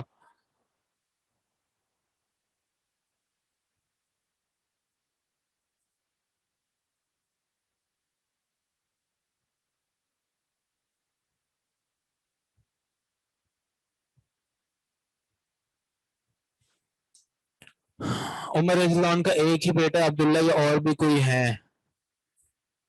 اور کوئی ابن عمر؟ کیا عمر رضی اللہ عنہ کا ایک ہی بیٹا عبداللہ، اور کوئی ابن عمر نہیں ہو سکتا؟ ہاں، ابن عمر معروف جو ہے نا، جو حدیث میں آتے ہیں وہ ایک ہی ہیں، ابن عمر. دوسرے جو ہیں وہ ابن عمر تو ہیں، لیکن ابن عمر ایک ہی ہیں، عبداللہ بن عمر. اور یعنی عمر رضی اللہ عنہ کے اور بھی بیٹے ہیں، لیکن حدیث کی روایت میں صرف انہی کا نام آتا ہے، عبداللہ بن عمر کا. تو اگر ابن عمر اگر کہا جائے تو اس سے مراد ایک ہی ہے، عبداللہ بن عمر.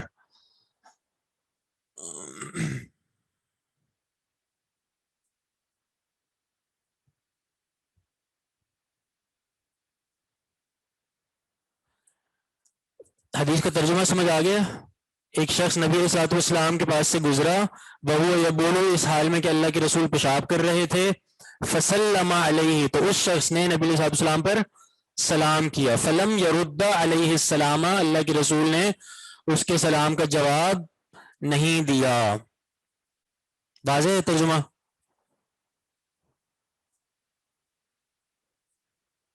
جی.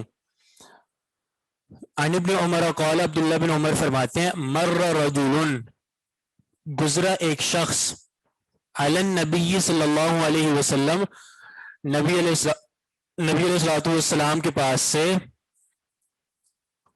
وہو یبول، اس حال میں کہ اللہ کے رسول پیشاب کر رہے تھے.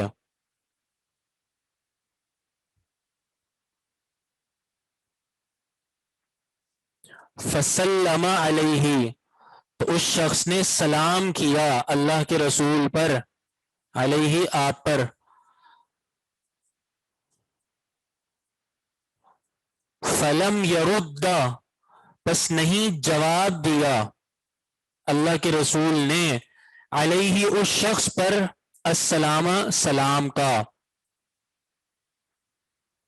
وہو یبولو میں واو حالیہ ہے، جی ہاں بالکل ٹھیک ہے، اسی لیے ہم نے مانا کہ اس حال میں کہ وہ پیشاب کر رہے تھے.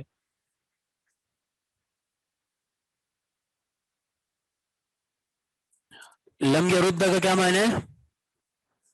نہیں جواب دیا. جی. اب یہ حدیث اپنے معنی میں واضح ہے، اور امام نسائی نے جو اس حدیث سے استدلال کیا ہے وہ کس طرح پیدا ہو رہا ہے؟ امام نسائی نے باب پہ قائم کیا تھا اس شخص پہ پیشاب کرنا جو استغفر اللہ لا حول ولا قوۃ الا باللہ، اس شخص پر سلام کرنا جو پیشاب کر رہا ہو، یہ امام نسائی نے باب قائم کیا ہے، اور جو حدیث لائے ہیں وہ اپنے باب پر بالکل واضح طور پر ثابت آ رہی ہے۔ کس طرح؟ کس طرح؟ سلام کیا، اس حال میں کیا پیشاب کر رہے تھے، تو بالکل اپنے معنی میں واضح ہے کہ اللہ کے رسول پیشاب کریں اور اس شخص نے سلام کیا۔ تو پتہ یہ چلا کہ اگر وہ قضاء حاجت کر رہا ہو اور سامنے سے کوئی بندہ گزر رہے تو وہ سلام کر سکتا ہے۔ امام نسائی نے جو باب قائم کیا وہ یہی ہے کہ وہ سلام کر سکتا ہے، البتہ قضاء حاجت کے دوران وہ بندہ جواب نہ دے۔ وہ شخص جو قضاء حاجت کر رہا ہے وہ شخص اس وقت جواب نہ دے، جیسا کہ یہاں پر اللہ کے رسول نے بھی کہ لم یرد علیہ السلام، اس کو اللہ کے رسول نے جواب نہیں دیا۔ پھر اللہ کے رسول نے اس کو جواب دیا اور بعد میں دیا، کتنا بعد میں؟ فارغ ہو گئے اللہ کے رسول، پھر اللہ کے رسول نے وضو کیا پھر اس کو جواب دیا۔ وہ آگے حدیث آ رہی ہے اس پہ ہم بات کریں گے، لیکن بہرحال حدیث سے جو امام نسائی نے استدلال کیا ہے کہ ایک شخص اگر کوئی پیشاب کر رہا ہو تو اس پہ سلام کر سکتا ہے، ٹھیک ہے، البتہ جو قضاء حاجت کر رہا ہے اس نے جواب نہیں دینا، وہ جواب نہیں دے گا۔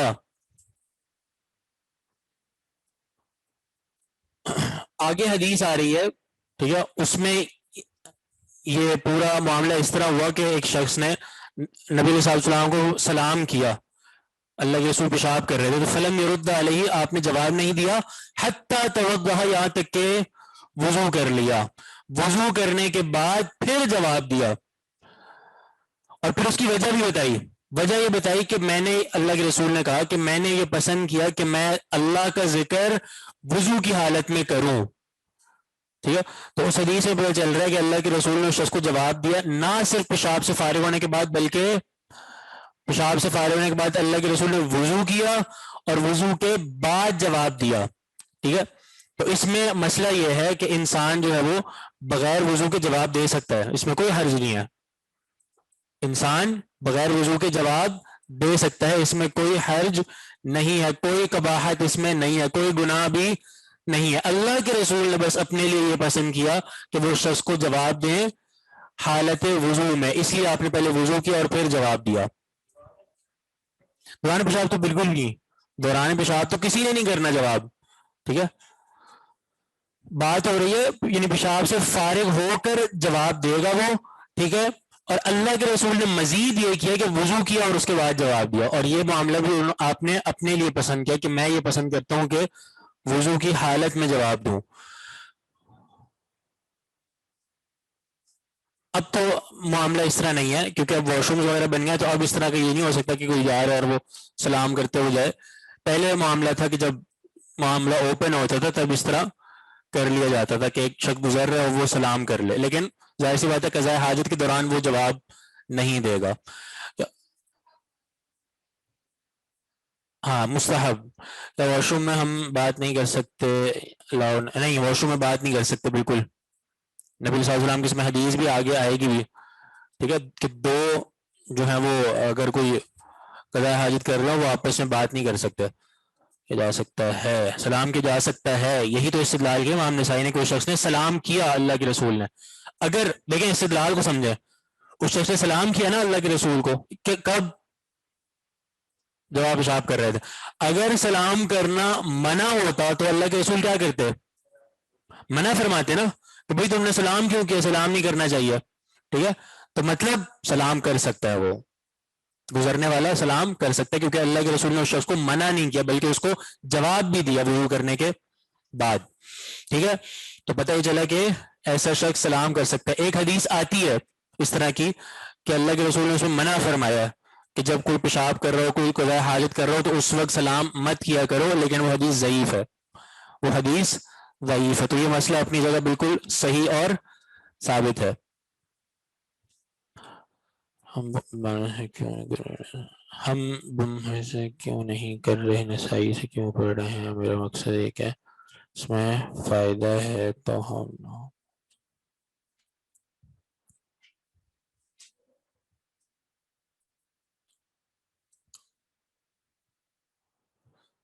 بخاری سے کیوں نہیں پڑھ رہے؟ بخاری سے آگے آپ لوگ پڑھیں گے، ٹھیک ہے، درجات کے اعتبار سے پڑھتے ہیں نا. اگر پہلے ہی آپ نے پہلے سال ہی بخاری پڑھ لی تو پھر آپ کو کچھ نہیں سمجھ آئے گا. صحیح بخاری بہت مشکل ہے، ٹھیک ہے، صحیح بخاری بہت مشکل ہے. اس لیے یعنی پہلے جو اہم چیز یعنی جو پہلے اپنے حساب سے لے کے چلتے ہیں. نسائی تھوڑی آسان ہے تو پہلے وہ پڑھیں گے، آگے جا کے بخاری بھی پڑھ لیں گے. تو اللہ آپ کو توفیق دے تو آگے پڑھا بھی دینا. پھر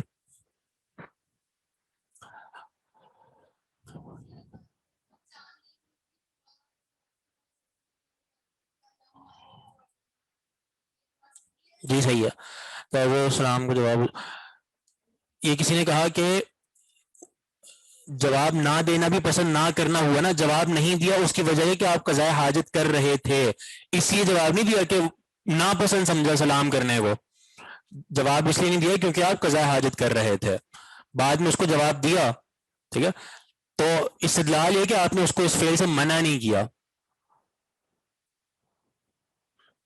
ضعیف ضابطے کے حساب سے، سند کے اعتبار سے وہ ضعیف ہے. جب حدیث ضعیف ہے تو اس کا مسئلہ بھی صحیح نہیں ہوگا. تو یہ بات سمجھیں، جواب جو نہیں دیا وہ قضاء حاجت کے کرنے کی وجہ سے نہیں دیا، اس لیے جواب نہیں دیا کہ اس کو ناپسند سمجھا آپ نے سلام کرنے کو. چلیں اگلی کلاس میں پھر.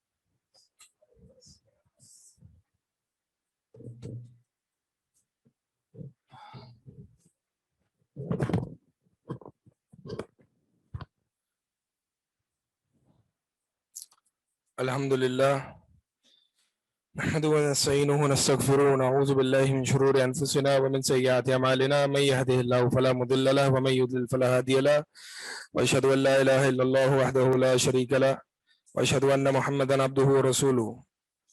اما بعد، کہاں تک پڑھا تھا ہم نے؟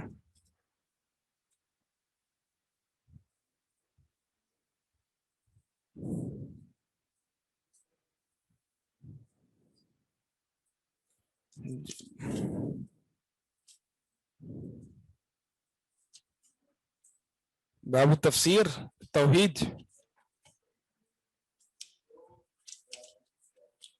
مائک ہے مائک.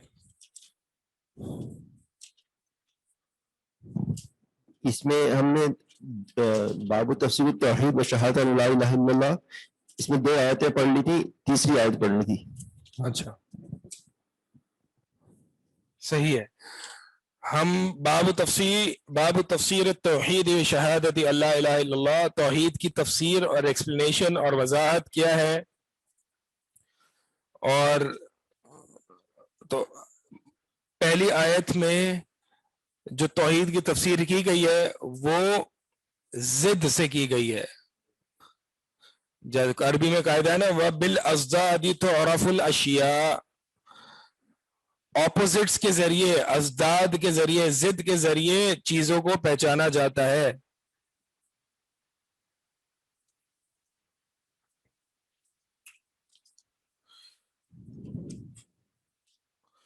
پہلی آیت میں باب سے مناسبت یہ ہے. اچھا جہاں جہاں میں یہ بتا رہا ہوں نا باب سے مناسبت کیا ہے، مصنف رحمہ اللہ نے جو باب قائم کیا ہے اور اس کے تحت جو قرآن کی آیات اور احادیث لائے ہیں، تو اس میں استدلال کیا ہے. مصنف رحمہ اللہ باب میں جو قرآن کی آیات اور احادیث پیش کریں اس چیپٹر میں، اس سے نکلنے والا جو استدلال ہے، جو نتیجہ ہے، وہ باب میں پیش کر دیتے ہیں خلاصتاً کہ ان تمام آیات اور احادیث جو میں پیش کرنے والا ہوں ان سب کا نتیجہ کیا ہے؟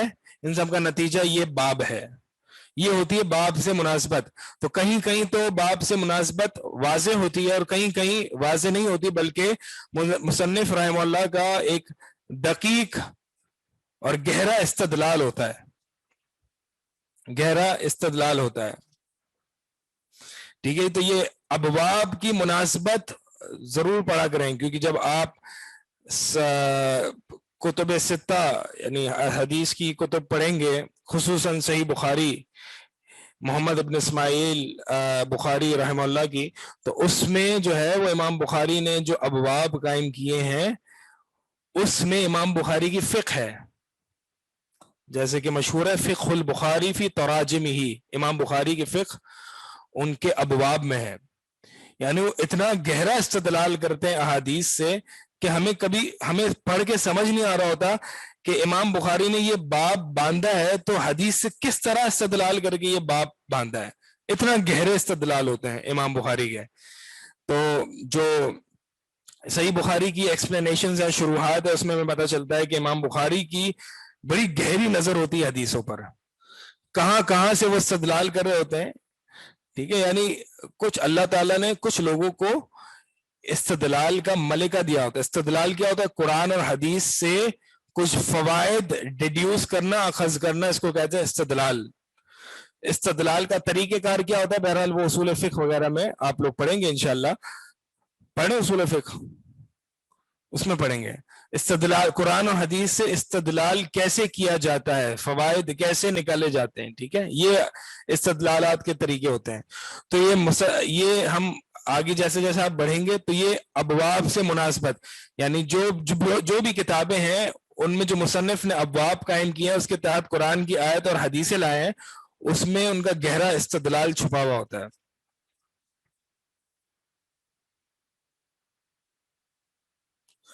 تو یہ پیپر میں خاص طور پر ایگزامینیشن پوائنٹ آف ویو کے لیے یہ اس کو یاد رکھیں گے. اکثر آپ کو یہ سوال کیا جا سکتا ہے کہ اس آیت کی باب سے مناسبت کیا ہے، کیوں مصنف رحمہ اللہ اس باب کے تحت اس آیت کو لائے ہیں، کیا کنیکشن ہے، کیا ربط ہے.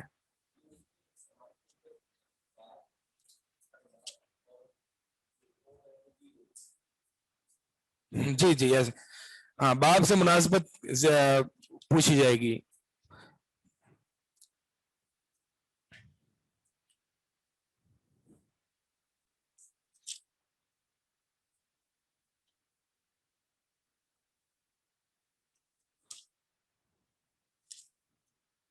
دوسری جو آیت ہے اس کی باب سے مناسبت یہ ہے کہ اس آیت میں اس بات اور نفی ہے، لا الہ الا اللہ اس بات اور نفی پر کھڑا ہوا ہے، اور یہی توحید کی تفسیر ہے. اور توحید کی تفسیر یہاں پہ دو ارکان کے ساتھ کی ہے، یعنی اس بات اور نفی. تیسری آیت میں توحید کی تفسیر اس طرح سے موجود ہے کہ توحید یعنی لا الہ الا اللہ تقاضا کرتا ہے اللہ کی مستقل اور خالص اطاعت کا. یعنی اطاعت میں اگر شرک ہوگا تو یہ توحید کے منافی ہے. توحید کا تقاضا یہ ہے کہ اطاعت بھی اسی کی جائے. جب اللہ ہی کو معبود برحق مانا جائے تو اطاعت بھی کا حق اسی کو دیا جائے. اگر اطاعت کسی اور کی ہو رہی ہے، کلمہ اللہ کا پڑھا ہوا ہے، اطاعت کسی اور کی ہو رہی ہے، تو پھر یہ توحید کے منافی ہے.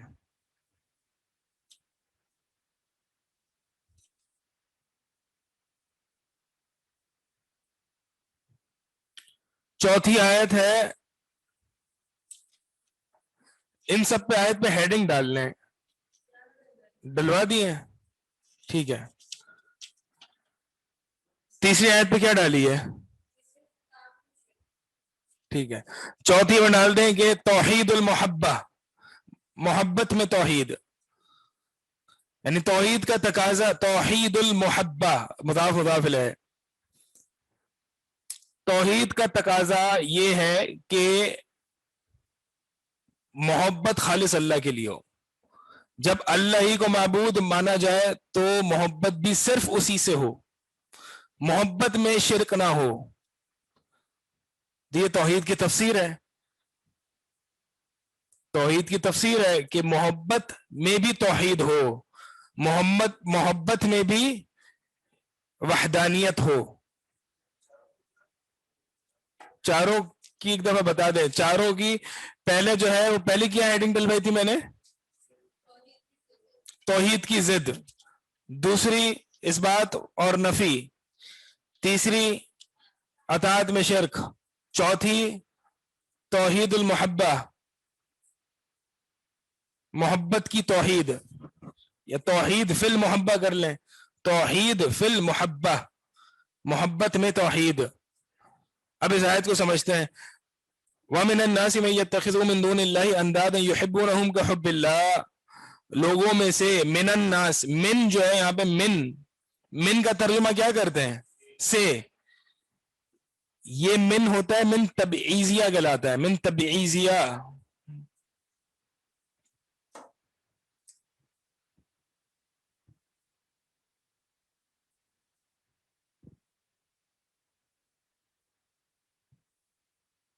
تمیزیہ یہ بعض ہے, بعض یعنی جہاں من کی جگہ بعض آپ لگا سکیں تو اس کو کہتے ہیں من تبعیضیہ. جیسے من کی جگہ یہاں پہ من کی جگہ بعض لگائیں, وبعض الناس, لوگوں میں سے, یعنی لوگوں کا بعض حصہ. ٹھیک ہے, سے اردو میں تو بہت سے معنی طلب کرتا ہے نا. مثال کے طور پر میں کہتا ہوں سافرت من کراچی الی مکہ, کہ میں کراچی سے سفر کیا. اب یہاں پہ من تبعیضیہ نہیں ہے, میں نے کراچی کے بعض حصے سے سفر نہیں کیا, بلکہ یہاں پہ جو من ہے اس کو کہتے ہیں من ابتدائیہ, کہ یہاں پہ من میری سفر کی ابتدا کو بتا رہا ہے. ٹھیک ہے, یا خرجت من السوق, میں بازار سے نکلا, تو یہ معنی نہیں کہ میں بازار کے بعض حصے سے نکلا, بلکہ معنی یہ کہ میں بازار مارکیٹ سے نکل. اب یہ جو سے ہے اردو میں یہ بہت معنی میں آتا ہے نا, تو اس لیے ہم اس کو یہ کہتے ہیں کہ من جو ہے وہ بعض کے معنی میں بھی آتا ہے, اور من جو ہے وہ مکان کے ابتدا کے لیے بھی آتا ہے, اس کو کہتے ہیں من ابتدائیہ.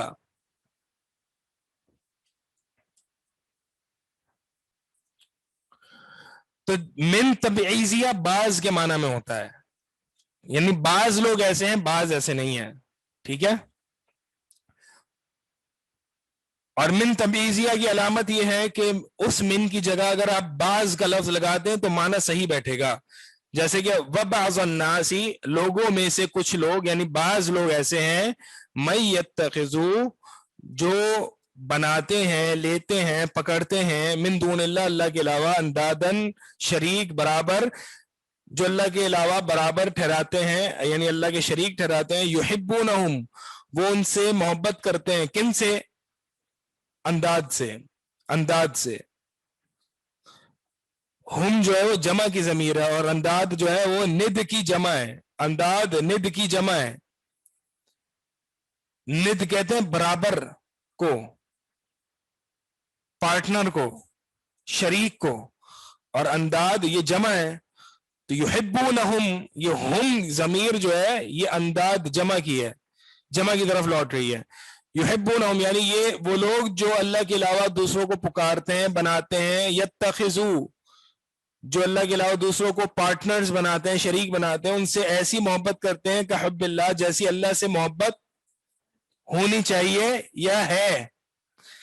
کیا مطلب ہے اس کا؟ کحب اللہ, جیسی اللہ سے محبت ہونی چاہیے. ایک مطلب تو یہ بھی ہے. دوسرا مطلب یہ جیسا کہ وہ اللہ سے محبت کرتے ہیں. دونوں معنوں میں فرق ہے, اور دونوں معنی مراد ہیں, کیونکہ مشرک مختلف قسم کے ہوتے ہیں. ایک تو مشرک کا لیول وہ ہے کہ وہ اپنے معبودوں سے ایسی محبت کرتا ہے جیسا کہ اللہ سے محبت ہونی چاہیے, خالص, پیور.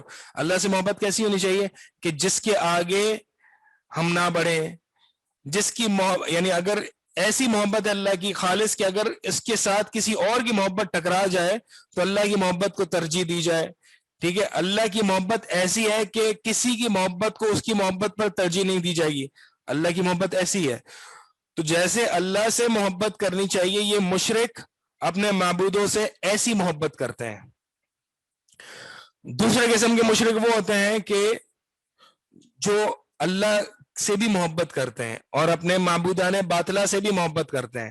تو اللہ تعالیٰ نے بتایا کہ اب یہ مشرک اپنے معبودوں سے ایسی محبت کرتے ہیں جیسے کہ اللہ سے بھی کرتے ہیں. مثال کے طور پر وہ نیک صالحین کو جب پکارتے ہیں اور ان سے محبت کرتے ہیں تو جیسی اللہ سے محبت کرتے ہیں ایسی ہی ان سے بھی محبت کرتے ہیں. جب نماز میں اللہ کو پکارتے ہیں تو نماز میں سلام پھیر کے علی کو بھی پکارتے ہیں, رسول کو بھی پکارتے ہیں. یعنی جیسی اللہ سے محبت کرتے ہیں ویسی ہی وہ اپنے دیگر معبودوں سے محبت کرتے ہیں. یعنی اللہ کی محبت اور دیگر معبودان باطلہ کی محبت ان کے ہاں ایکول شیئر ہے. صحیح ہے, دونوں اس میں فرق ہے. اور کچھ مشرک تو ایسے ہوتے ہیں جو اللہ سے کم اور معبودان باطلہ سے زیادہ محبت کرتے ہیں. ٹھیک ہے,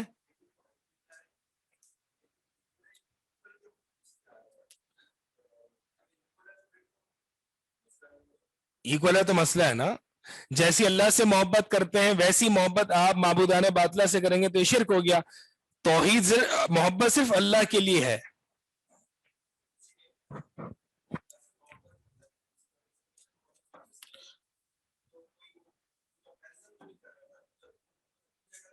میں نے ایئر 1 میں یہ بات شاید پتہ نہیں یاد ہو طلبہ کو نہ ہو, میں نے ایئر 1 میں یہ بتایا تھا کہ اللہ سے جو محبت ہونی چاہیے وہ ایک خاص محبت ہے, ویسی محبت کسی سے بھی نہیں ہونی چاہیے. اللہ سے جو محبت ہوگی ویسی, جس کا میں نے خلاصہ بھی سامنے بھی پیش کیا کہ اللہ سے جو محبت ہوگی اس میں کسی اور کی محبت کو ترجیح نہیں دی جائے گی. اللہ سے جو محبت ہوگی اس میں جھکاؤ ہوگا, اس میں سبمیشن ہوگی, اس میں عبادت ہوگی, اس میں خشوع ہوگا, اس میں خوف ہوگا, اس میں تعظیم ہوگی. یہ وہ ساری محبت ہے جو اللہ کے لیے خاص ہے. اگر کسی اور کے لیے آپ ایسی محبت رکھتے ہیں تو یہ شرک ہے.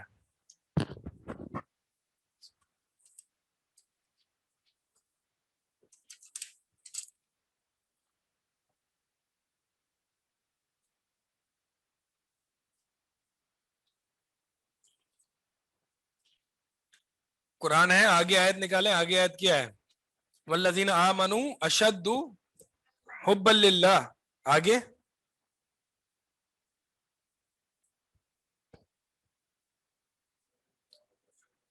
اس کے آگے ولو یری الذین ظلموا.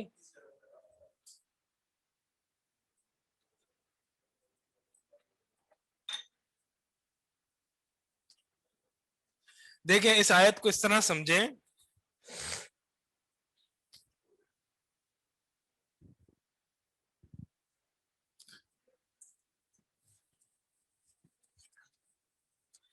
یہ جو کا حب اللہ ہے نا,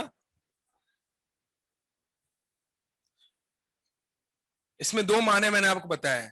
ٹھیک ہے, اس میں دو معنی میں نے آپ کو بتایا. ایک یہ کہ مشرک جو محبت کرتا ہے اس میں اللہ اور دیگر معبود کی محبت جو ہے وہ برابر ہوتی ہے, ایکولز ٹو لگا لیں یہاں پہ. ٹھیک ہے, مشرک معبودان باطلہ جن کو وہ پکار رہا ہے وہ ان سے ایسی محبت کرتا ہے جیسے کہ اللہ سے بھی کرتا ہے. یعنی اللہ سے جتنی محبت کر رہا ہے وہ دیگر معبودوں سے بھی محبت ایسی ہی کر رہا ہے. دوسرا جو معنی ہم نے بتایا وہ یہ ہے کہ مشرک صرف جو ہے وہ معبود باطلہ سے ہی محبت کر رہا ہے, لیکن ایسی کر رہا ہے جیسے کہ اللہ سے ہونی چاہیے, جیسے کہ اللہ سے ہونی چاہیے. والذین آمنوا اشد حبا للہ.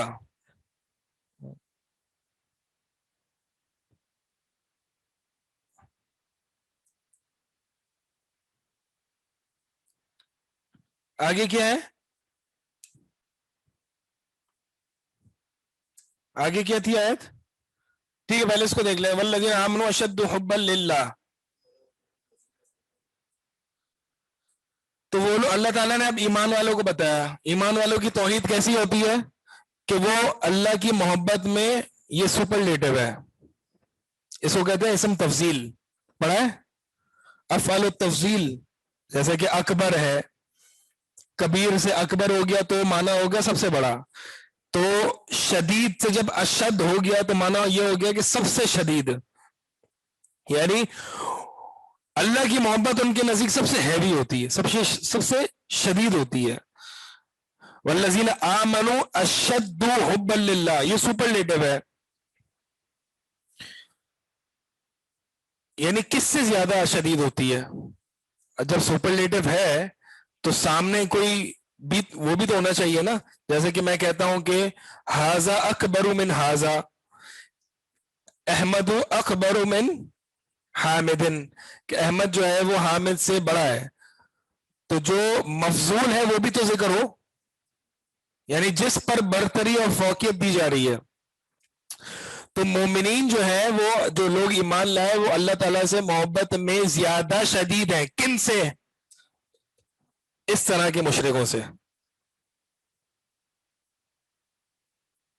سمجھ میں آ رہا ہے میں کیا کہہ رہا ہوں؟ میں یہ کہہ رہا ہوں اس اشد جو ہے یہ اسم تفضیل ہے, اور اسم تفضیل میں ایک افضل چیز ہوتی ہے اور ایک مفضول ہوتا ہے.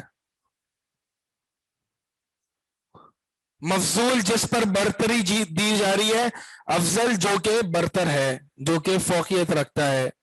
ٹھیک ہے, ہی از بگر دین ہم, اے از بگر دین بی. تو بی کیا ہے؟ مفضول ہے, اے افضل ہے. ٹھیک ہے, یہ آپ لوگوں نے بتایا مجھے, ہم تفصیل آپ کو یہ بات ڈسکس کر رہا ہوں. تو اللہ تعالیٰ نے یہ فرمایا کہ وہ لوگ جو ایمان لائے وہ اشد ہیں. اشد من, کس سے؟ سوال یہ پیدا ہوتا ہے نا کہ سب سے زیادہ شدید ہیں اللہ سے محبت کرنے میں. کس سے زیادہ شدید ہیں؟ ان مشرکوں سے جو اللہ سے بھی محبت کرتے ہیں اور دیگر معبود سے محبت کرتے ہیں. تو وہ مشرک جو اللہ سے محبت جتنی کرتے ہیں, یہ جو ایمان والے ہیں یہ اللہ سے زیادہ محبت کرتے ہیں ان مشرکوں سے. سمجھ آ رہی ہے؟ واپس سمجھا رہا ہوں.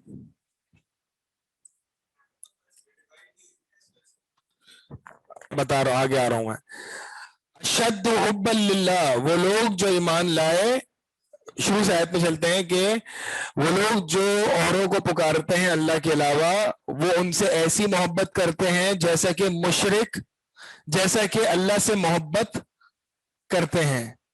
ٹھیک ہے, تو جتنی اللہ سے محبت ہے اتنی دیگر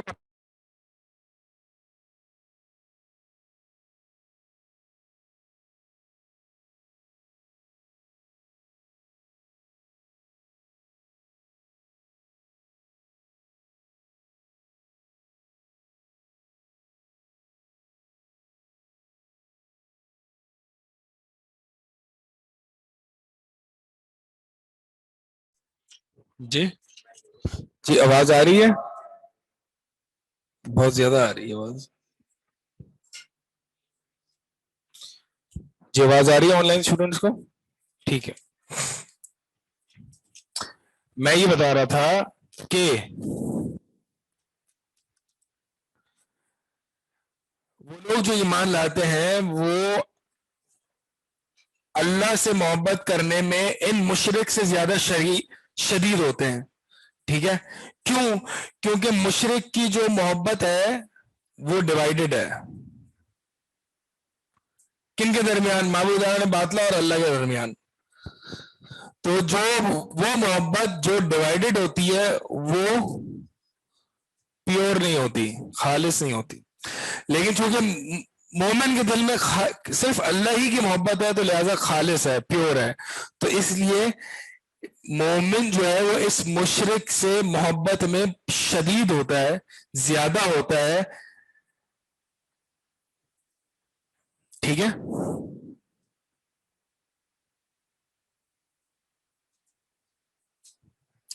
اور ہم اگر اس کو اس آیت کو ہم اس پہ بھی لینا چاہیں، اب ترجمہ دیکھیں کیا ہوگا. وہ لوگ جو دوسروں کو اللہ کا شریک ٹھہراتے ہیں وہ ان سے ایسی محبت کرتے ہیں جیسا کہ اللہ سے ہونی چاہیے. یہاں پہ ہم یہی معنی کریں گے نا، یہ مشرک اپنے معبودان باطلہ سے ایسی محبت کرتے ہیں جیسی اللہ سے ہونی چاہیے. اللہ سے نہیں کر رہے، لیکن جیسی اللہ تعالیٰ یہ بتا رہا ہے جیسی اللہ سے محبت ہونی چاہیے اصولاً ایسی مشرک معبودان باطلہ سے محبت کرتے ہیں. لیکن وہ لوگ جو ایمان لائے، یہ ایمان والے اپنے معبود حقیقی سے ان سے زیادہ محبت کرتے ہیں، کیونکہ یہ معبود ان کے جھوٹے ہیں، یہ ان کو کچھ دے نہیں سکتے ہیں. لیکن یہ مومنوں کا معبود جو کہ اللہ تعالیٰ ہے، یہ حقیقی ہیں، لہذا شدید ہے ان سے محبت کرنے میں. تو کیا جب محبت ڈیوائیڈ ہو جاتی ہے تو کیا وہ خالص نہیں رہتی؟ مثال کے طور پر میں آپ سے محبت کرتا ہوں، آپ سے بھی کہ میرا دل فل ہو گیا، اب جگہ نہیں ہے محبت کی. چوتھا بندہ آئے گا، نہیں میں نہیں اس کو بٹھا نہیں سکتا، نہیں آپ میں آپ سے محبت نہیں کر رہا. مطلب یہ کوئی دل ایک کوئی باکس تھوڑی ہے کہ محبت کے کمپارٹمنٹس بنے ہوئے ہیں کہ جی یہ اے سے محبت ہو گئی، یہ بی سے ہو گئی، یہ سی اور یہ ڈی سے محبت ہو گئی، دل فل ہو گیا بھائی، آج محبت بھرپور ہو گئی. ایسا ہوتا ہے. تو یہ کیا آپ بتا رہے ہیں کہ جی محبت ڈیوائیڈ ہو گئی؟ جب محبت ڈیوائیڈ ہو گئی، مثال کے طور پر آپ یہ کہہ رہے ہیں کہ محبت ڈیوائیڈ ہو گئی معبودوں کے درمیان، اب وہ ان سے بھی محبت کر رہے، اس معبود سے بھی محبت کر رہے ہیں، اس سے بھی کر رہے ہیں، اس سے بھی کر رہے ہیں، اس سے بھی کر رہے ہیں، تو لہٰذا محبت ڈیوائیڈ ہو گئی. اب یہ جو ہے یہ تو تھوڑا سا ہے نا حصہ. بالفرض اگر یہ ایک ہی کمپارٹمنٹ میں ایک ہی معبود سے محبت کرتے تو بڑا اسکوائر ہے یہ، صحیح ہے. تو یہ صرف معبود کے ساتھ ہے، مخلوق کے ساتھ نہیں ہے. اب مثال کے طور پر یہ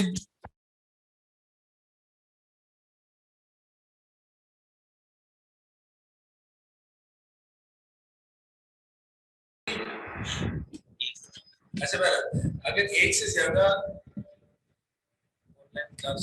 پتہ نہیں کیا بات کریں، کچھ اور جی میں یہ بتا رہا تھا کہ کیا بتا رہا تھا،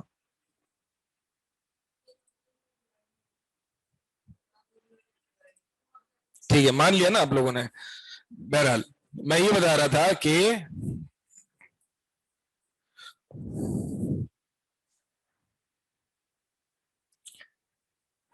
جی میں یہ کہہ رہا تھا وہ لوگ جو ایمان لائے وہ اللہ سے محبت میں زیادہ شدید ہے مشرکوں سے. کیوں؟ کیونکہ ان کی محبت ڈیوائیڈڈ نہیں ہوتی. یعنی آپ کا یہ مثال کے طور پر دل ہے، تو اس میں اگر آپ معبودوں کو ڈیوائیڈ کر دو گے تو اگر آپ ایک سے زیادہ معبودوں کو جگہ دے دو گے تو معبود کی محبت کم ہو جائے گی. ٹھیک ہے، مخلوق میں ایسا نہیں ہوتا. مثال کے طور پر میں یہ بتا رہا تھا، آن لائن والوں کو بھی یہی بتا دیتے ہیں کہ اگر یہ آپ کا دل ہے، یہ آپ نے دو کمپارٹمنٹس میں اس کو بانٹ دیا، یہ مومی ہے، یہ ڈیڈی ہے. ٹھیک ہے، اگر آپ نے ماں سے محبت کی تو اس کا مطلب یہ نہیں کہ ڈیڈی سے آپ کی محبت ریڈیوس ہو گئی، کم ہو گئی. ایسا نہیں ہوتا. ماں کی محبت اپنی ہے اور ڈیڈی کی محبت اپنی ہے، باپ کی محبت اپنی ہے. اس میں آپ کی جو ہے وہ وائف بھی آ جاتی ہیں، اس میں آپ کے چلڈرن بھی آ جاتے ہیں. تو ایسا نہیں ہوتا کہ وائف کی محبت سے ماں کی محبت کم ہو گئی. حالانکہ ایسا سمجھا جاتا ہے ساس بہو میں، ایسا ہوتا نہیں ہے. ان کو سمجھانے کی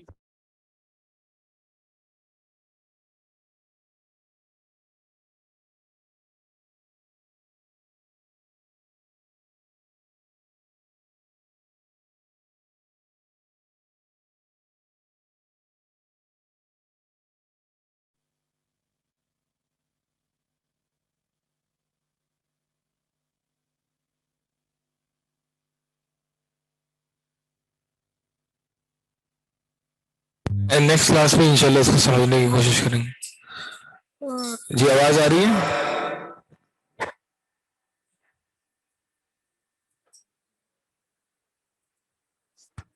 ان کو وہ باہر گھوم رہے ہیں، ان کو بلا دیں.